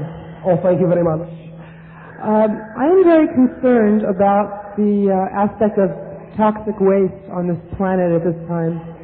And I would like any advice or information that you could give us on what might be appropriate ways that we could either neutralize or clean up safely this waste. Thank you. Now, many of you already recognize that certain forms of energy already exist upon your planet, specifically with regard to the electromagnetic field of your planet that can be, as you say, tapped in non-polluting methodologies to supply all the power you need for every endeavor that you could possibly imagine. Since you have already decided to create certain technologies that have, as you say, detrimental byproducts, there are a few ideas that can be done to alleviate some of that concern. One we have discussed before. You will find that some individuals, as we perceive the energy of your consciousness now on your planet, are beginning to discover, are beginning to explore, are beginning to investigate certain polymer materials, plastic materials, that will actually have the ability to molecularly bond with the residue given off by the toxic waste and will be able to form some sort of containment, some sort of absorption containment process so that the toxicity, and we are talking about radioactivity specifically, will no longer pass beyond that barrier. These polymers may exist within your society within what you call the next 15 of your years as we read the energy now of your technological evolution. Of course, you can also create electromagnetic bubbles around such substances to isolate them, and certain types of electromagnetic bubbles can actually change some of the molecular composition of that material and render it at least neutral, if not actually usable, in your terminology. However, when the vibrational rate, the vibrational frequency of each and every individual upon your planet accelerates to a higher state, then some of the substances that you have created at your lower frequency will also simply no longer have an effect upon your corporeal forms, upon your body, because they will be of another reality level, another frequency level, and will not be able to create an effect in a physical reality that no longer relates, or shall we say, is no longer synchronized with the former reality in which those substances were created. You can truly create a separation of universes so that the old substances will no longer affect you physically because you'll be operating on a different plane entirely. However, you will no longer, as we have said, need to create such substances anymore when your society allows itself to realize that all the power you need, all the technology you can invent can be based upon electromagnetic or gravitic principles, and that will be sufficient for any endeavor you would wish to create. And then you will no longer create any toxic byproducts or radioactive byproducts from that point forward. Now, many individuals have been experimenting and exploring with this idea of electromagnetic utilization for quite some time. But because of the way you have structured your society's interests, some of that experimentation has been suppressed, simply because it does not serve the interests of the individuals that control your technology at this time. Once those barriers are lifted, many individuals will come to understand that certain methodologies do exist and have existed, some for decades of your time of counting, that would alleviate all of what you would call your power problems. Does that answer the question sufficiently? Is there any way that you could tell us of how to produce those electromagnetic bubbles and what frequency it is? You do not have the technology at this time. The idea of the polymers we can be perhaps of a little more assistance with. We can point you in certain directions, but only point you. We cannot give you the entire idea. Because some of your technology has not yet been decided on, therefore we cannot predict such a thing with absolute certainty, because your future is still in flux about what it is you will discover. And B, because some of these things you must be allowed to discover yourself. We cannot necessarily remove the process of discovery from you in that sense. However, it is our perception that individuals who are exploring and experimenting with certain types of molecular arrangements in polymers that simulate certain biochemical processes in the body, certain biochemical arrangements in your human bodies within what you would call the DNA and RNA structures will be closest to the mark. In a sense, what we are saying is that these polymers, to use that term very loosely, will be almost bioorganic in nature and will to some degree contain an affinity, shall we say, an affinity to certain heavier elements, and in absorbing those heavier elements into their structure will set up a matrix, a certain type of magnetic matrix. One moment.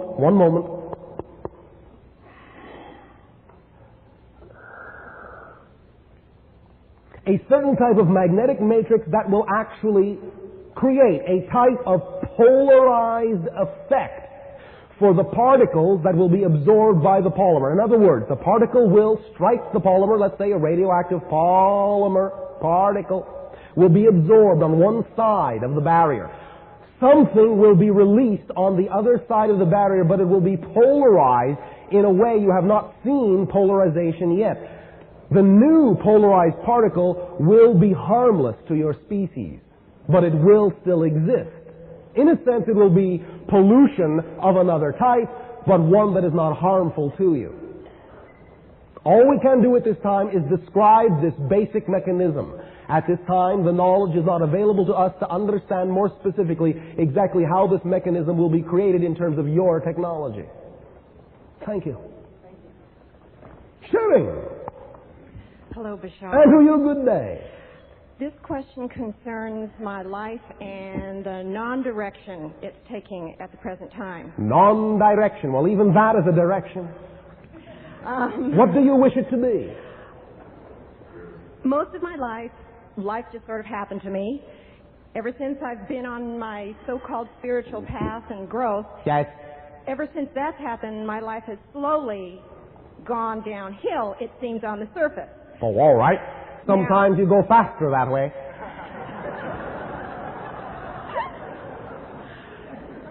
And I've been trying to learn about intuition and learning to follow the joy. Oh, all right. You mean the excitement, what excites you the most? Yes. All right. May I ask you a personal question? Certainly. Oh, thank you very much. What makes it difficult for you to follow what excites you? Do you not trust it? That's part of my question, yes. I still want to find a career path. One moment. When we talk about the idea of doing what excites you the most, we do not necessarily mean that you must have a cognition of the thing that will be the most exciting thing you will ever do in your entire life. We are talking about living in the moment, keeping it in the moment, keeping it present focused. At any given moment, if you do not have an idea of an overriding career, at any given moment you can still be doing, at that moment, the thing that excites you the most with all the integrity you have at your disposal. Do you understand? Yes. Doing that, step by step, a step at a time, will always lure you into the circumstances that represent the next step you need to take to bring you an automatic and effortless understanding of what it is you could be doing that represents more and more of who you are. We are talking physics here. This is not simply some airy philosophy. When we say do what excites you the most, we're not just saying, oh, well, yes, have a good time. We are, but that is not simply being left on that level. We are talking mechanics. We are talking physics. Because the idea of what excites you the most, if I may digress for the purpose of the rest of the individuals, is that excitement, that knowingness of what moves you is actually your physical translation of the vibratory energy that represents who and what you are. That's what excitement is. Excitement tells you what you are best capable of doing. If something excites you, it excites you for a reason. Excitement is the sign many of you ask for. Who am I? What am I supposed to do in life? What is my mission in life? Give me a sign. Hey, look at this exciting thing over here. You could be doing this. Don't bother me now. I'm busy looking for my purpose in life. The thing that excites you the most at that moment is your purpose in life, or something else would excite you. There are no extraneous creations, no accidental interactions. Whatever at any given moment is the most exciting thing you could imagine doing with all your integrity is the path in its most synchronistically unfolding manner. Follow it, do it, trust it. It will always lead you where you need to go to give you the skills and the abilities and the abundance necessary to do the next most exciting thing or the next most exciting step of the thing that will come along. Also, many times individuals will say, well, all right, that's all well and good, but I really would desire an overall career that excites me, and I just don't know what that is.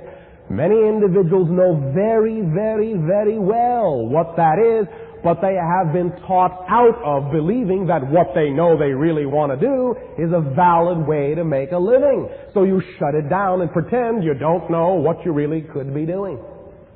Let me ask you another personal question, if I may. May I? Certainly. Thank you very much. Without placing the judgment on it, without invalidating it in any way, shape, or form, at this particular moment, is there any one thing, no matter what it is, no matter how silly it may seem in the eyes of your society, that actually would give you the most joy in doing as a career? Oh, a career? Oh. Well. Or, if you wish, just doing. What would give you the most joy? I would probably just dance for free, but I know that...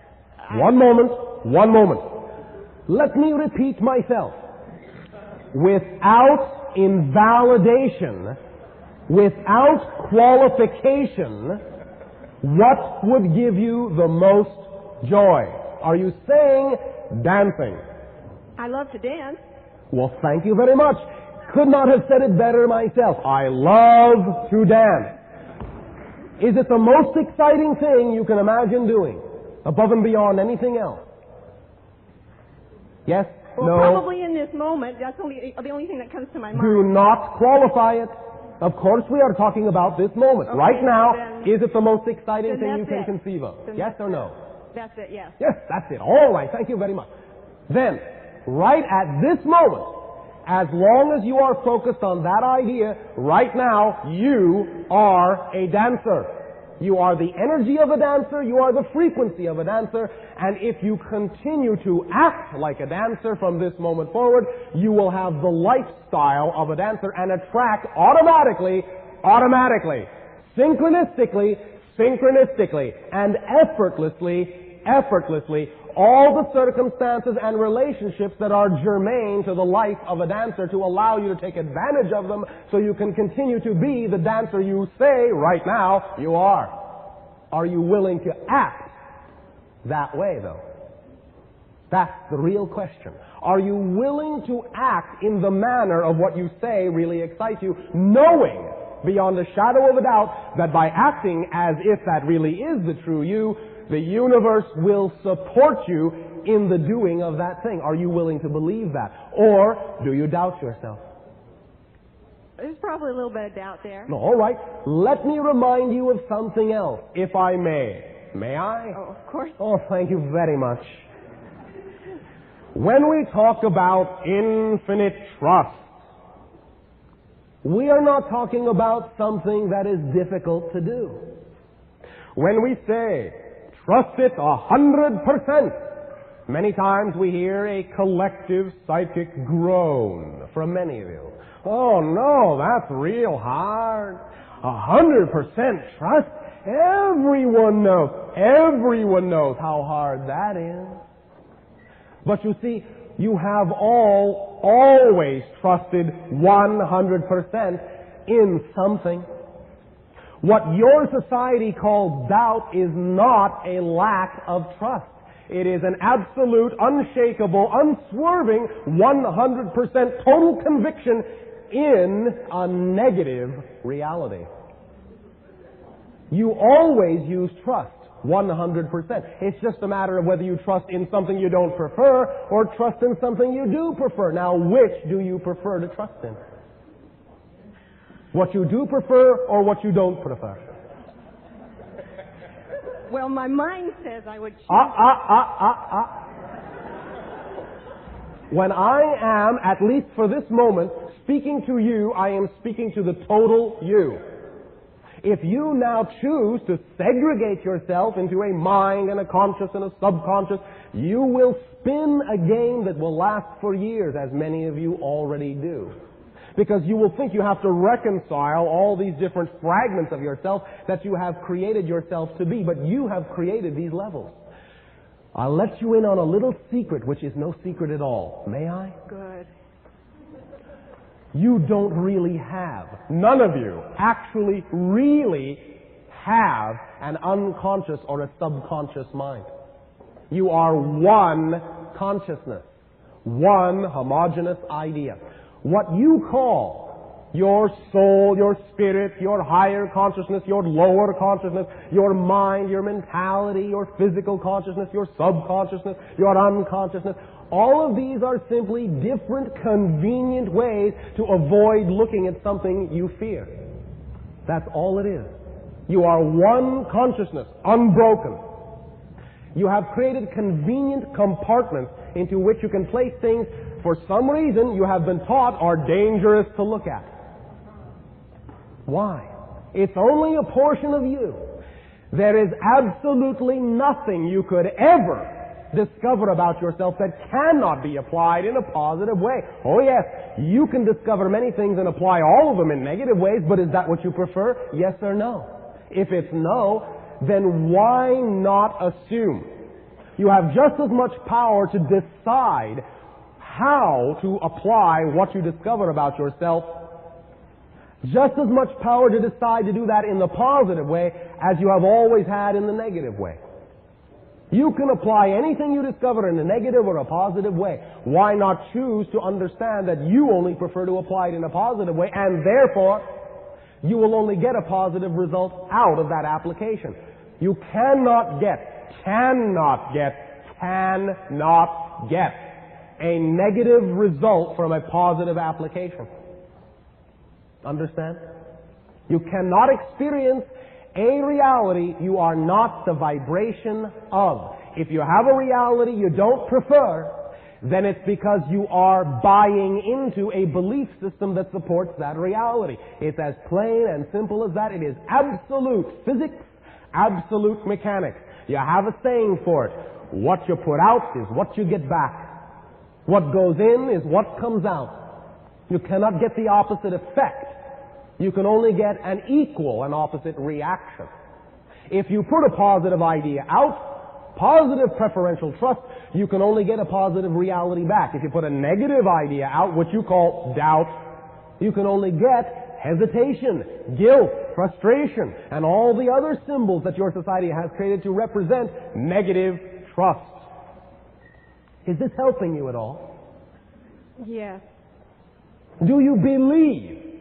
Are you at least willing to consider the possibility of believing? Yes.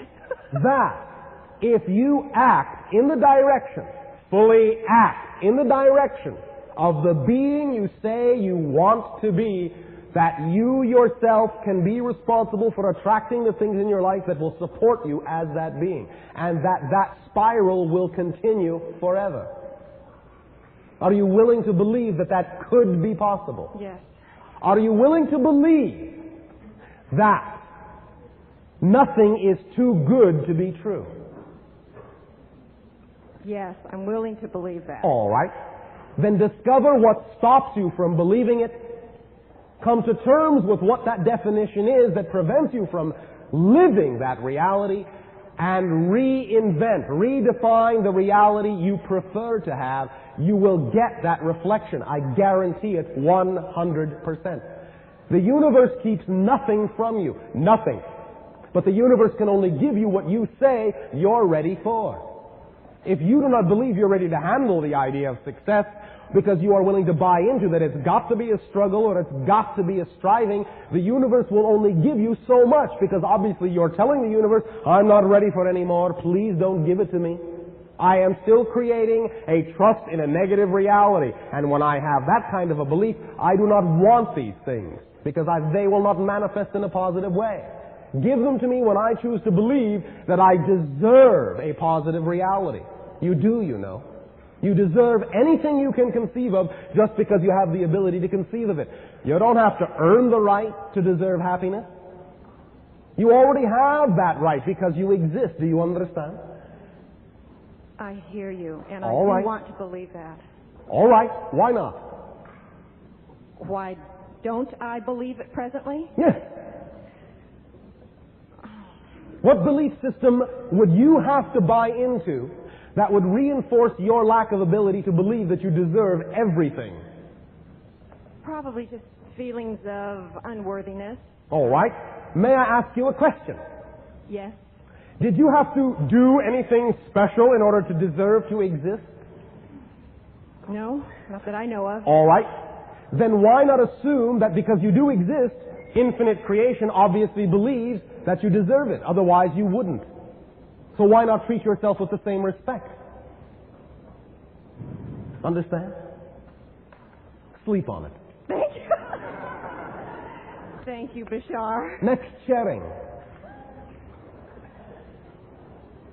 Greetings and excitement to you, Bashar. And to you, good day. I've discovered in the past couple of years that my ego is very ineffective at running my life. I noticed whenever I turned things over to it, it was, it didn't appreciate it. It mucked things up. Muck. All Messed right. them up. Muck. Yes. Okay, not a good job. A perfect job of a negative reality you don't prefer, however. Absolutely not. And it keeps showing up for me. Keep showing up. Yes.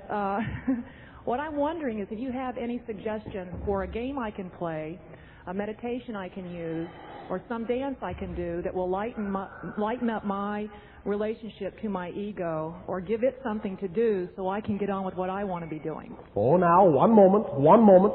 It is not something that you have to shove out of the way, you know. Right. You must function as an integrated being to get what you prefer. You cannot dissect yourself and remove the offending portion of consciousness. You cannot give it busy work to keep it occupied. It will eventually discover that and resent you all the more. The idea is to truly form an equal alliance with it and let it do the job it was constructed to do, which is to keep you focused in the physical reality you chose to be focused in, and to be the representative of what you simply call your conscious decision-making capability. To be clear as a reasoning being. Allow it to do that job. And understand that it is, in your terms, a part of a whole idea. It is not to be cast aside. You, as a whole being, function flawlessly. If, however, you have been taught to assume that the ego must run everything, that is what gets you into trouble. In a sense, the ego was not designed to run everything, and that is why, in your terminology, it fumbles the ball. It simply is designed to do certain ideas, to bring you to certain recognitions, to give you certain amounts of focus. Let it do that job. The only reason that the ego is overburdened with more than its share is because, perhaps of ideas within you, that you fear to take full responsibility for the creations in your life. That you fear, in that sense, to allow yourself to delve fully into certain things because you think there is going to be some sort of idea, some sort of negative reaction by delving into it, by exploring this particular aspect or that particular aspect. Are you following me so far? Absolutely. I'll ask you and all of you, keep this in mind as each and every one of you begins an interaction with us. Ask yourself always, are you doing what excites you the most? Many times all of these complications and all of these imbalances of ego structure and feeling and emotion are simply the product of not allowing yourself to be who you really know you are by trying to be something you're not, by living up to everyone else's expectations. Who are you? Who do you want to be? And can you allow yourself to believe that whoever it is you discover you are can fit in the universe as it is? Ask yourself, are you doing what excites you the most? Yes or no? Yes, I am. And what is that? What is that? What I am doing is exchanging information and learning from people who come into my home. You know, we're studying spiritual ideas together. I'm a nurse, and I'm transforming my nursing into spiritual experiences for people. All right. In your definitional terms, can you name a specific way you say your ego structure gets out of hand? I'm sorry, I'm not clear on the question. All right. You have said you feel that from time to time your ego runs away, creates an imbalance, yes? Yes. Can you describe in a specific instance how that might occur? I talk too much. I talk too much and don't listen enough. Are you saying that therefore you believe that you must try very hard to convince other people of something? Not sure. Just maybe that I think my ideas are more important than... More important. All right.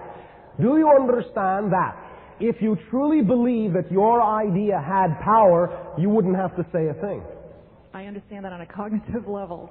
Cognitive level. You understand the principle that, in a sense, the more you talk, the more you're simply trying to convince yourself of what you think you believe. Yes, I'm clear about that. All right. Yeah. Now, whatever it is you have come to believe, whatever cognitions you have made, are absolutely valid for you. In whatever way you share those cognitions with other individuals, it is an offering, a gift. No one needs to take it. I'm sure you realize that. Yes.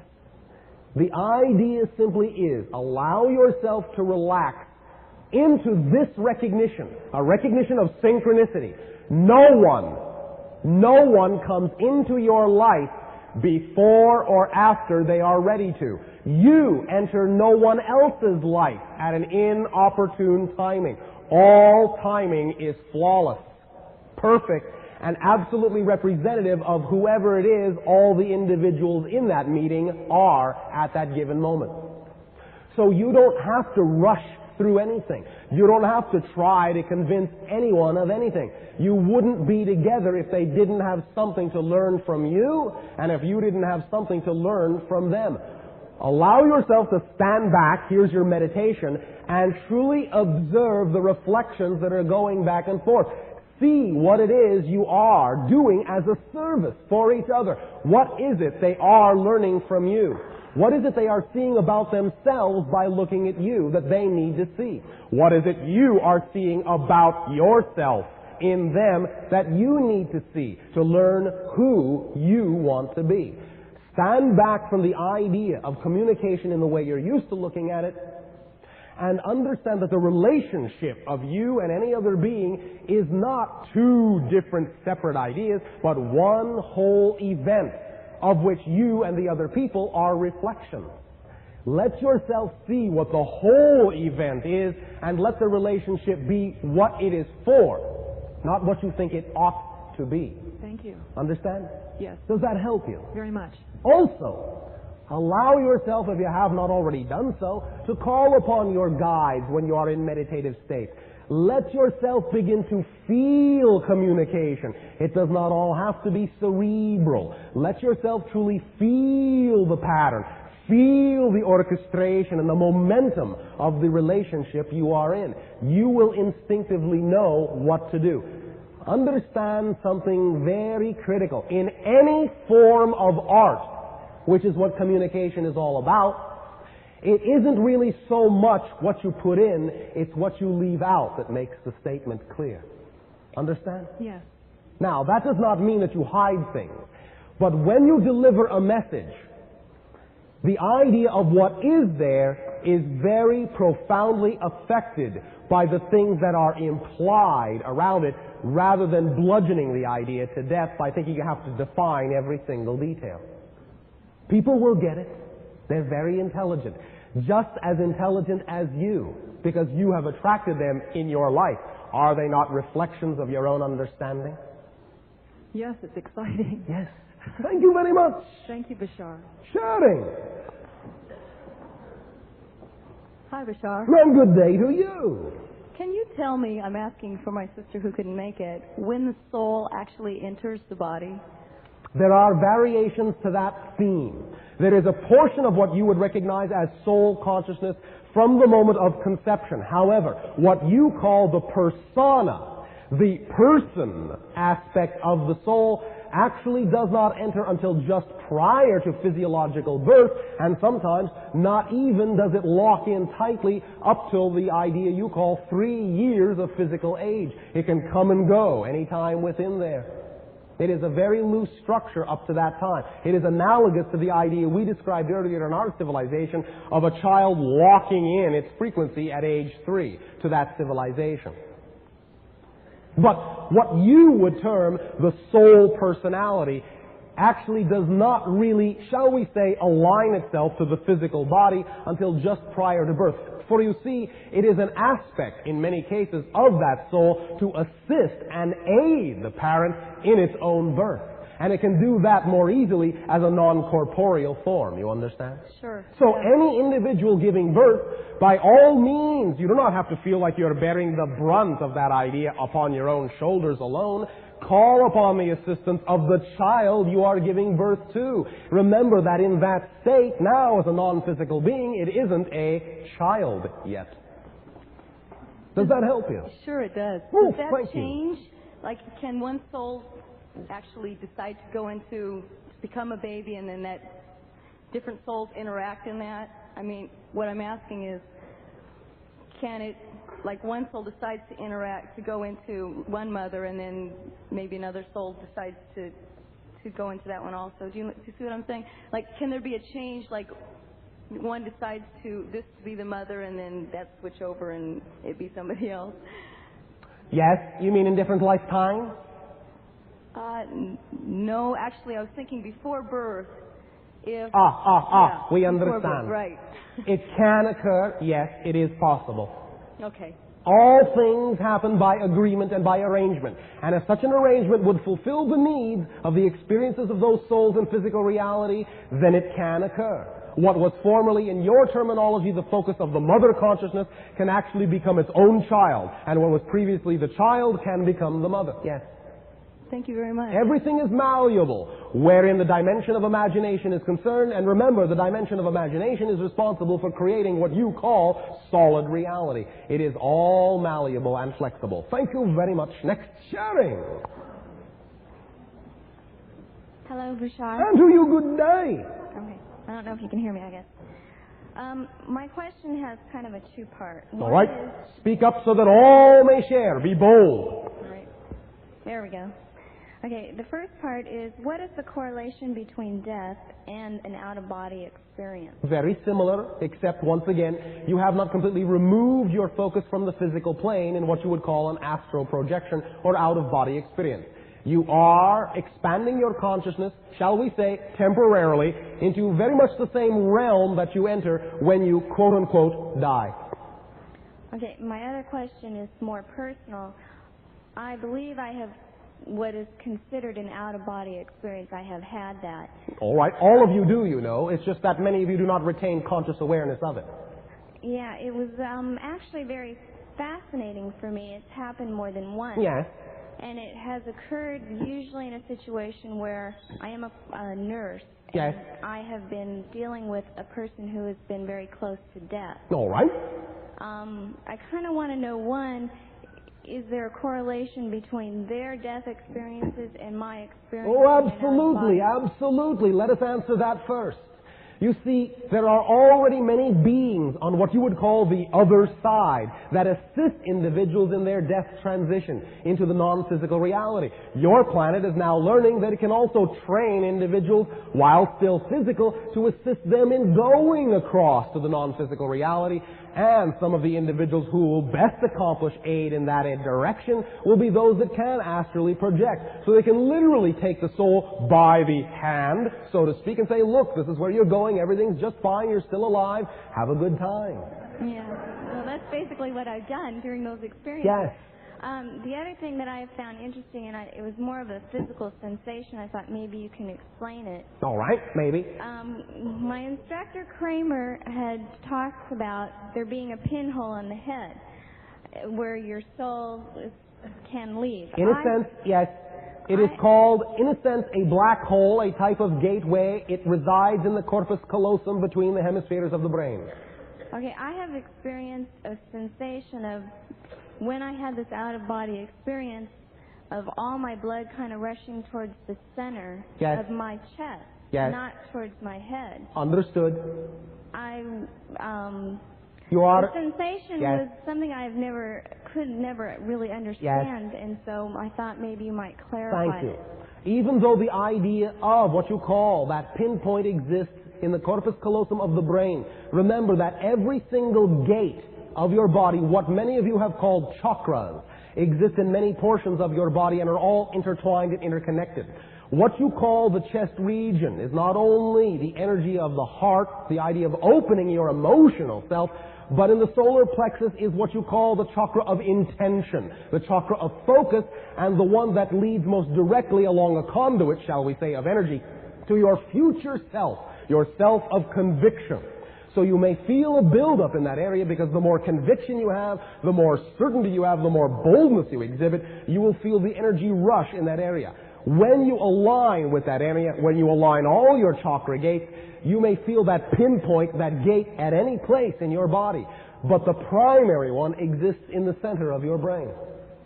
Okay. Space and time do not have that much meaning when that alignment occurs. The idea that many of your people have described upon death or astral projection of the going through the tunnel with the light at the end is your physiological analogy of going through that gate, that pinpoint structure, into a new dimension of experience. Okay, thank you. Pleasant dreams to you. Shooting! Good evening, Bashar. And to you, good day. Thank you for being here with us tonight. Well, thank you for being there. Some of us at... Speak up so that all may share, be bold. Some of us at some time or another experience a great deal of pain and sorrow when someone is taken from us in death. We understand. I wonder if you could enlighten me a bit.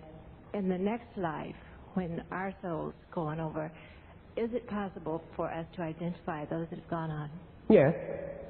But there are also many, many circumstances that define these types of interactions and types of meetings. Now, I will use an analogy. Understand that it may not be directly applicable to your situation, but you will take the gist of my meaning. Many individuals, because of the type of mythology you have been brought up with, believe that when an individual dies, they have nothing better to do than hang around waiting for you to contact them. They are very busy. They still have lives to live, things to learn, places to go and people to see, as you say. They are now wrapped up in the job of learning about their new environment. They are expanding in different ways. A portion of their consciousness is always available to be contacted by you, whether you are still physical or not. However, it may not be what you previously recognized as the actual persona you used to know in that particular life that you wind up contacting. These are very arbitrary things, very, very fuzzy definitions of one particular manifestation and another particular manifestation. Where does this persona begin and another persona end? Where do they all blend within the oversoul that any individual is created from? You can always contact that particular person if you wish to, but it may not be in the way you used to know them that you're actually contacting them. You may not actually be calling up exactly what the persona used to be. Some representation will be there, and it will be just as real as anything. But it may not necessarily be the same type of person that you used to know in physical reality. There may be many changes. Many individuals in different lives catch up to each other or make agreements to live different lives together and orbit around each other and dance around each other in many different ways, taking turns, being different things to different people at different times. All right, now I'll be the father and you be the daughter. Next time you be the father and I'll be the daughter. You can catch up to each other in a variety of ways. Or you can allow yourself communication while you are physical, they are non-physical. But remember, You operate on very different frequencies now, and in all reality, there is actually some degree of difficulty for someone who is now focused in non-physical reality to learn to refocus down to the pinpoint tunnel vision type of reality that your physical reality represents. They are so much more expanded now that it's actually difficult for them to, as you say, get a handle on exactly where you are and who you are. Because from that point of view, they see you as more than you see yourself. And they may have communication going on with many different aspects of your consciousness that you, as the you are here, is unaware of.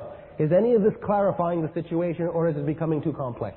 It's a bit complex. I need to know also if we are at somewhat the same level as they are at that time and place. Yes. We will be able to identify and perhaps have an understanding Yes. of nature. Remember this. Each and every one of you already exists on every level there is to exist upon. The idea of going from level to level is not so much the process of actually going there, but remembering that you actually are already there. Does that help? Yes, thank you. Thank you very much. Next chatting. Hi, Bashar. And to you, good day. Is your planet populated entirely by females? No, just the brave one. Oh, all right. Okay, my question is, with all of this unfound energy that we all have, one moment. Do not mean to interrupt you. I understand what you mean, but it is not unfound. You are using all of your energy at every given moment, even if you're using 90% of it to make it seem as if you're only using 10. That's good. That's good. Okay, then with this energy, my question is, yes. Is it true that we have the power with our energy to heal other people physically and to give them a sense of well-being? In a sense, yes. You can create a type of magnetic envelope in which another individual may find it conducive to allow themselves to go back to their natural state of health.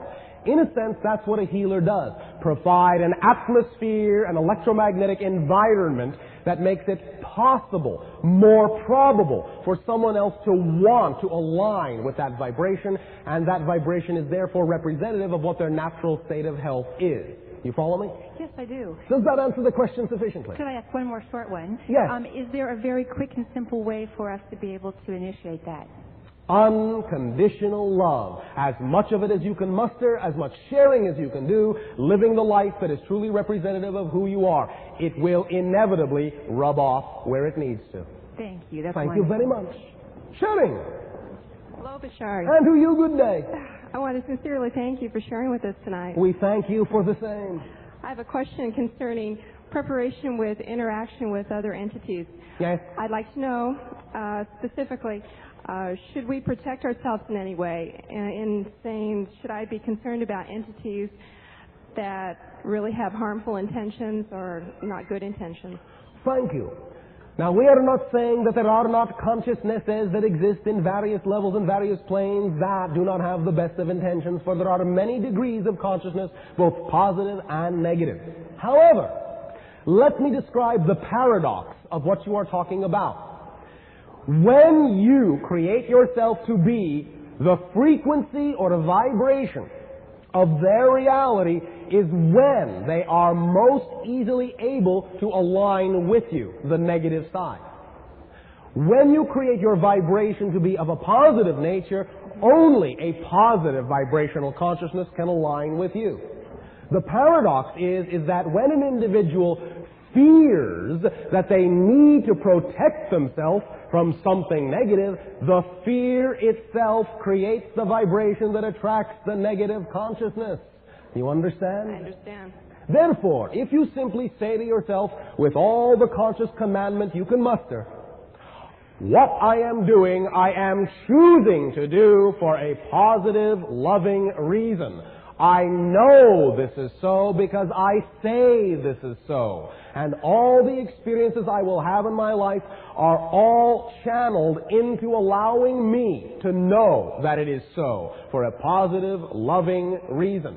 When you know that and you know you're on that frequency, nothing that is not the vibration of that reality can possibly touch you They cannot even find you. You are invisible to them. You understand? I understand. Does that help you? That's what I thought. I needed to make sure.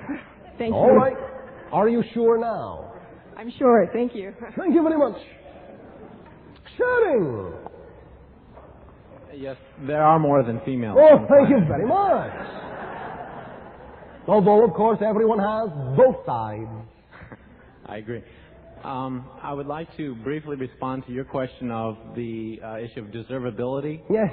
With what little information I have gathered on the idea.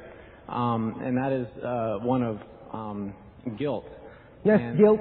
And that everyone experiences a guilt similar to what's referred to as the original sin. We understand the concept. The separation from Father or from God, the taking, doing things of one's own volition, and the guilt for doing that. We have a particular definition of guilt. May I share it with all of you? Please do. Guilt, not hate, is the true opposite of love. Hate is a polarized. We have a particular definition of guilt. May I share it with all of you? Please do. Guilt, not hate, is the true opposite of love. Hate is a polarized expression of love, but still implies deservability, even if it's only self-deservability. Guilt, being the lack of deservability, is truly the opposite of love, which is absolute validity and equality of all. Therefore, yes, the idea, the vibration you call guilt, is a self-cutting off from the source of infinite creation. Now, you're never really cut off from it. You can't be. But you can create the illusion, as you have pointed out, that it is so. When an individual learns that unconditional love of self, of all that is the most positive direction they can flow in, then they recognize there is no need for guilt, because guilt is only a denial of one's own existence. Thank you. My question is of education. What can you suggest that we do in our current situation to improve the methods with which we educate our children, etc.? Yes, imagination is the key. The idea of allowing individuals to do, to act, to be, to involve themselves, to use all the senses, rather than being restricted in that use of imagination and fed a number of formula which do not necessarily relate to the world of their interest. Allow all the things that need to be learned to be translated in terminologies that befit the interest of each and every individual, and they will, in your terms, gobble the information up voraciously. Thank you. Thank you very much. Sharing. Hello, Bashar. And to you, good day. Good day to you, too. Speak up so that all may share. Thank you. I was wondering, you mentioned your planet. Yes. I was wondering if there's a possibility of a human at this time, as humans know time, of visiting your planet and what technique we would use. Only in astral form. Mm-hmm. And what technique would you suggest to get there, to change our frequency so that we could be with you? Do you mean physiologically? Or astrally? Astrally. Allow yourself, when you are lying down in your meditative state, to close your eyes. Think of the vibration you are feeling now that I represent to you. When you think of my identity, you will automatically be keying into the frequency of our civilization. An abstract form that can assist you is also to think of a three-sided tetrahedral structure outlined in electromagnetic blue-white light. That will also align you to our frequency. Thinking of my identity will allow you, when you simply let yourself flow, to flow in the direction of our dimensional vibration. It is as simple as that. Many times, many of you do visit our dimension in astral form. But when you wake up in your physiological reality, you bring back with you the remnants of a dream that may or may not have made sense to you. Because there may be many aspects of your own physiological consciousness that may not be able to relate or need to relate to some of the things that you did when you were out of your body. So you may not necessarily carry a literal memory of your interaction with us, but you will carry back a symbolic one at least that will contain the symbols necessary for you to be able to apply in your reality whatever it is you experienced and or learned and or shared in the other reality. But that is all you need to do. Think about us, and you automatically align yourself like a dial on your radio to our frequency. That's all you need to do to attract yourself astrally to anyone. Think about them, and the thinking about them aligns your vibration to identify with them and draws you there. That's it. Thank you. Well, thank you very much for thinking of us. Sharing. Good evening, Bashar. And to you, good day. You've given us such a wealth of information tonight. I think the human mind is overloaded, so I've got a simple question for you. All right. In the very recent past, I was involved in what you call channeling. Yes. With a personage that was a ship commander, such as yourself, a very small ship. It was in the Earth's atmosphere. All right. He was known to me as Commander Jargo. Have you ever had any knowledge of him or any relationship with him? One moment. Do understand we do not keep tabs, as you say, on every single ship coming and going. I would hope not. I would hope not.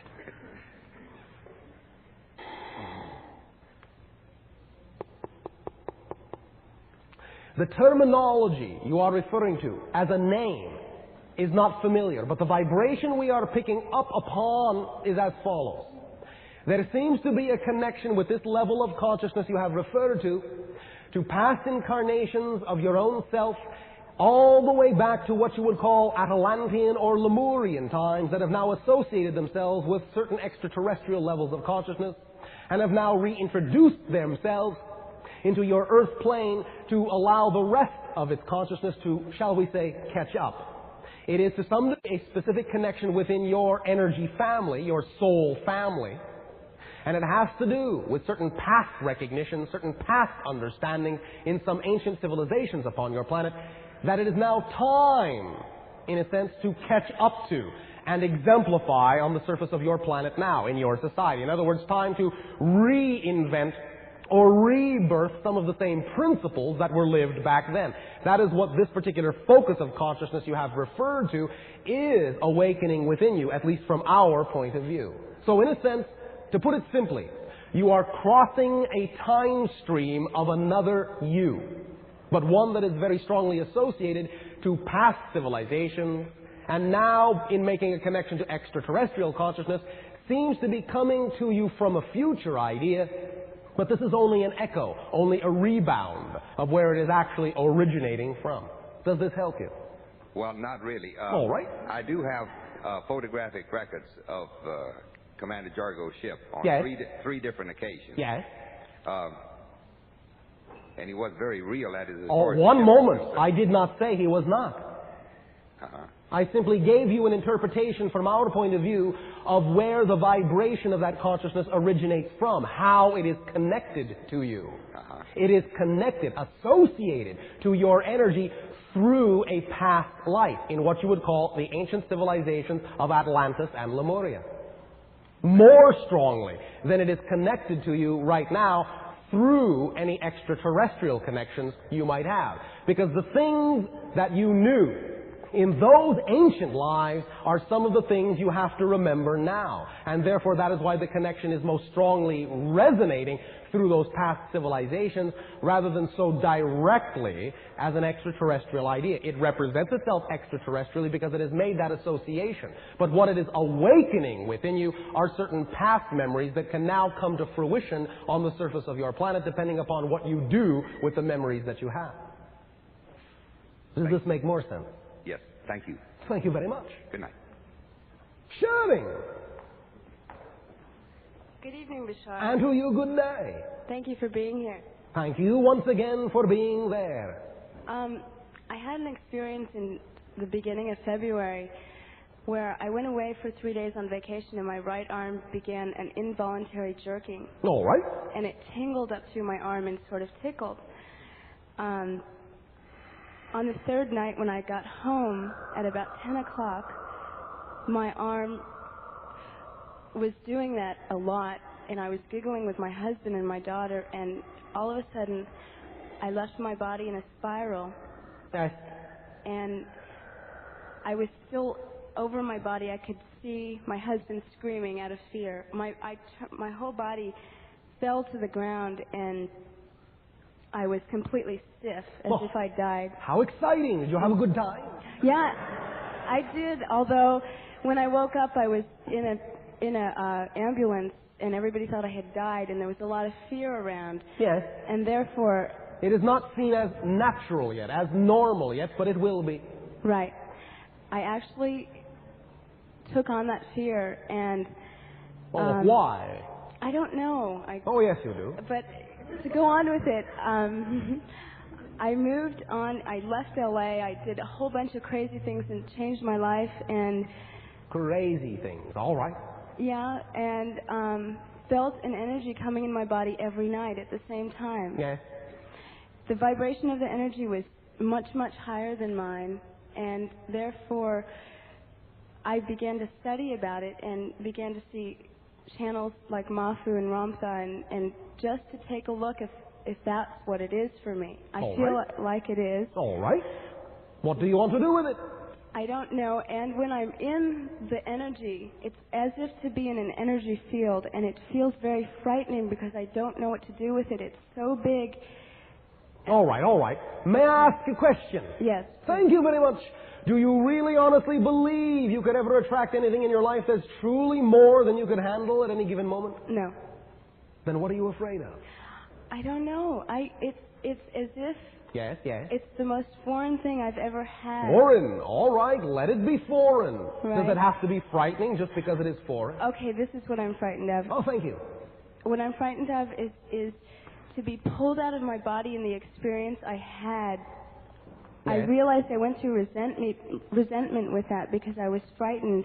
Because I was taken, so to speak, without my permission. Although I know I gave permission. Thank you. I do realize that.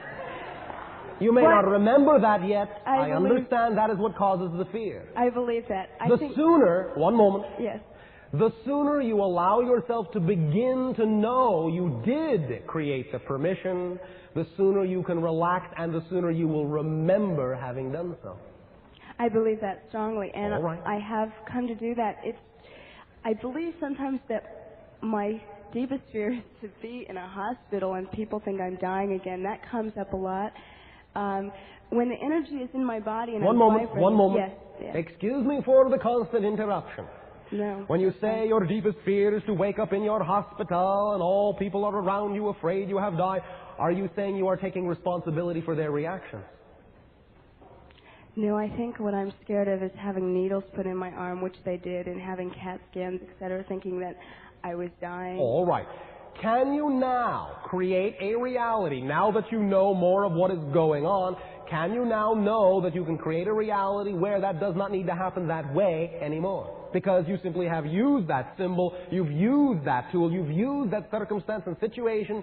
If you're willing to learn from it what you need to learn and stop being afraid of it, you then give yourself more ability to create the situation to continue in a manner that is more pleasing and preferential to you. You understand? You're not out of control. Yes. Yes, very much so. I've been working with that and with myself quite a while. How hard? Yeah, how hard? Have you been working hard? Oh, no. All right, very good. It's been enjoyable work because very good. I'm searching something that's not known to me. Although I still get such a sensation in my arm almost every night. That's all right. It is simply electromagnetic acclimatization. Sometimes it wakes me up and I lay there and my body's vibrating and I think to myself, yes. Am I making up that this is fear or is this real? Or all right. I don't know. One moment. Remember this, if you care to. Excitement and anxiety are the same energy. One from a positive point of view, one from a negative point of view. So, when you feel that energy, if you say, oh joy, it will take you in a positive direction. If you say, oh no, it will take you in a negative one. You call the shots. The energy is neutral. Understand? Very much so. You are in the driver's seat. You decide where it will go. Oh joy, oh no. It's up to you. Right. It's just your energy. That's all. It's been very confronting for me. Very and good. Very wonderful times, very frightening. I mean, every emotion in the book. All right, very good. Experiencing all those emotions is what will allow you to blend them all into an overriding knowingness and calm, relaxed state of awareness. Okay. You're doing just fine, don't worry. You are going through a process that is quite typical on your planet at this time. Yes, we understand. Not many of you are familiar with it, but it's been going on for quite some time. It will continue for a little while longer. And you are not out of the ordinary in that sense. I believe that. Remember that the whole process you're all going through now is that you are learning to unlock from being normal and finally learning to be natural. And for many of you, being natural is a very unnatural way to be. So can I ask you if you would know if there is an entity trying to, or spirit or soul trying to enter my body? And no one is trying to enter your body. Let me rephrase what they are that. making an attempt to do is awaken you to more of yourself. Okay. Do not resist your natural self. Assume, because you have decided to, because you have the conscious commandment to say so, that what is going on for a positive reason, and know that that is so. Okay. Then you will awaken in your positive self clearly and consciously. Relax. Relax. Enjoy it. All right. All right? Thank you There very much. are other consciousnesses, yes. But more importantly, there is also you. Thank you. Thank you. Pleasant dreams to you. And say hello for us. And sharing. Hello, Bashar. And to you, good day. A lot of the people this evening have talked about fears that seem to be blocking becoming who they are. Yes. And what I would like to know for myself and those who have mentioned this, yes, what are some ways that we can face those fears so that we can go beyond them? Oh, thank you very much. This is what your imagination is best at. It's why you have an imagination. Your imagination, first of all, will tell you any methodology, any ritual, any exercise that you need to work best for you in doing anything you want. That's why you have an imagination. Ask your imagination first. What would be the most creative and enjoyable way that I could possibly create to face this fear? Let your imagination show you what would be an enjoyable way for you, and then act it out. That is the key. Act it out. Physically act it out. Fear is only being uncertain about meeting another aspect of your own self. There really is nothing inherently fear-causing in any circumstance or situation that exists. Only your belief that there is fear creates the fearful situation. Nothing is built into any circumstance that must be inherently feared. Only your definitions say that is so. So play the imagination game, the definition game. Ask yourself the following question. What kind of a belief, what kind of a definition would I have to have in order to have this reaction to this circumstance? Find out what that definition is. Once you have found out what that definition is, ask yourself, what definition would I prefer to believe with regard to this circumstance? Then, in the most imaginative way you can, using all your senses and acting it out to the fullest, find a way, invent a way, create a way to replace the old definition with the new definition. And see it. Feel it. Know you have made a difference.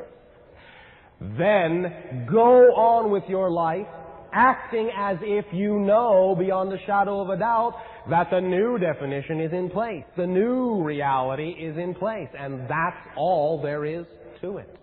Remember, all circumstances are fundamentally neutral, blank, empty, devoid of meaning.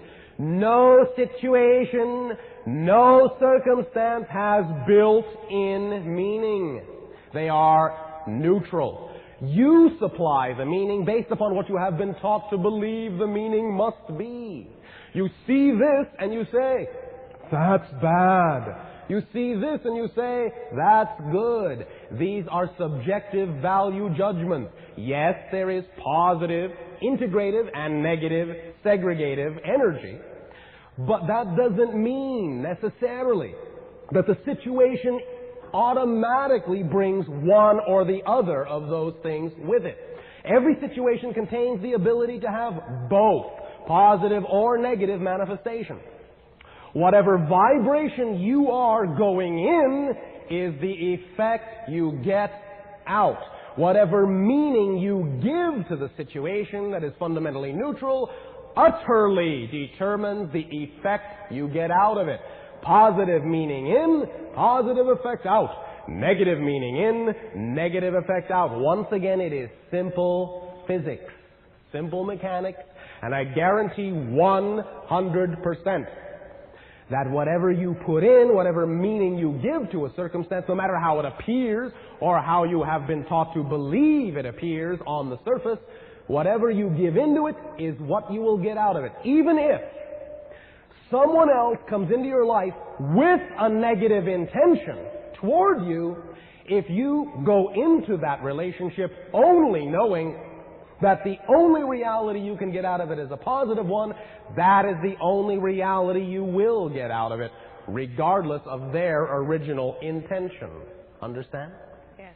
Does that help you? Yes, it does. Thank you. We thank you very much. At this timing, allow us to extend to each and every one of you our deepest appreciation in being allowed to communicate with you in this way at this time.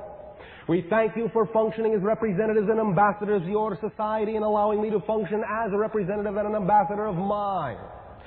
Bit by bit, day by day, such interactions will co-create a conducive atmosphere in which we can meet as equals, face to face, in which we can share, enjoy, and love in the exploration of the expansiveness of all that is. We thank you for this opportunity, our unconditional love to you all, exciting dream life and life dream. Remember, you are dreaming right now. Wake up and live the dream you prefer. It's your choice. We thank you and we bid you a loving and exciting good day.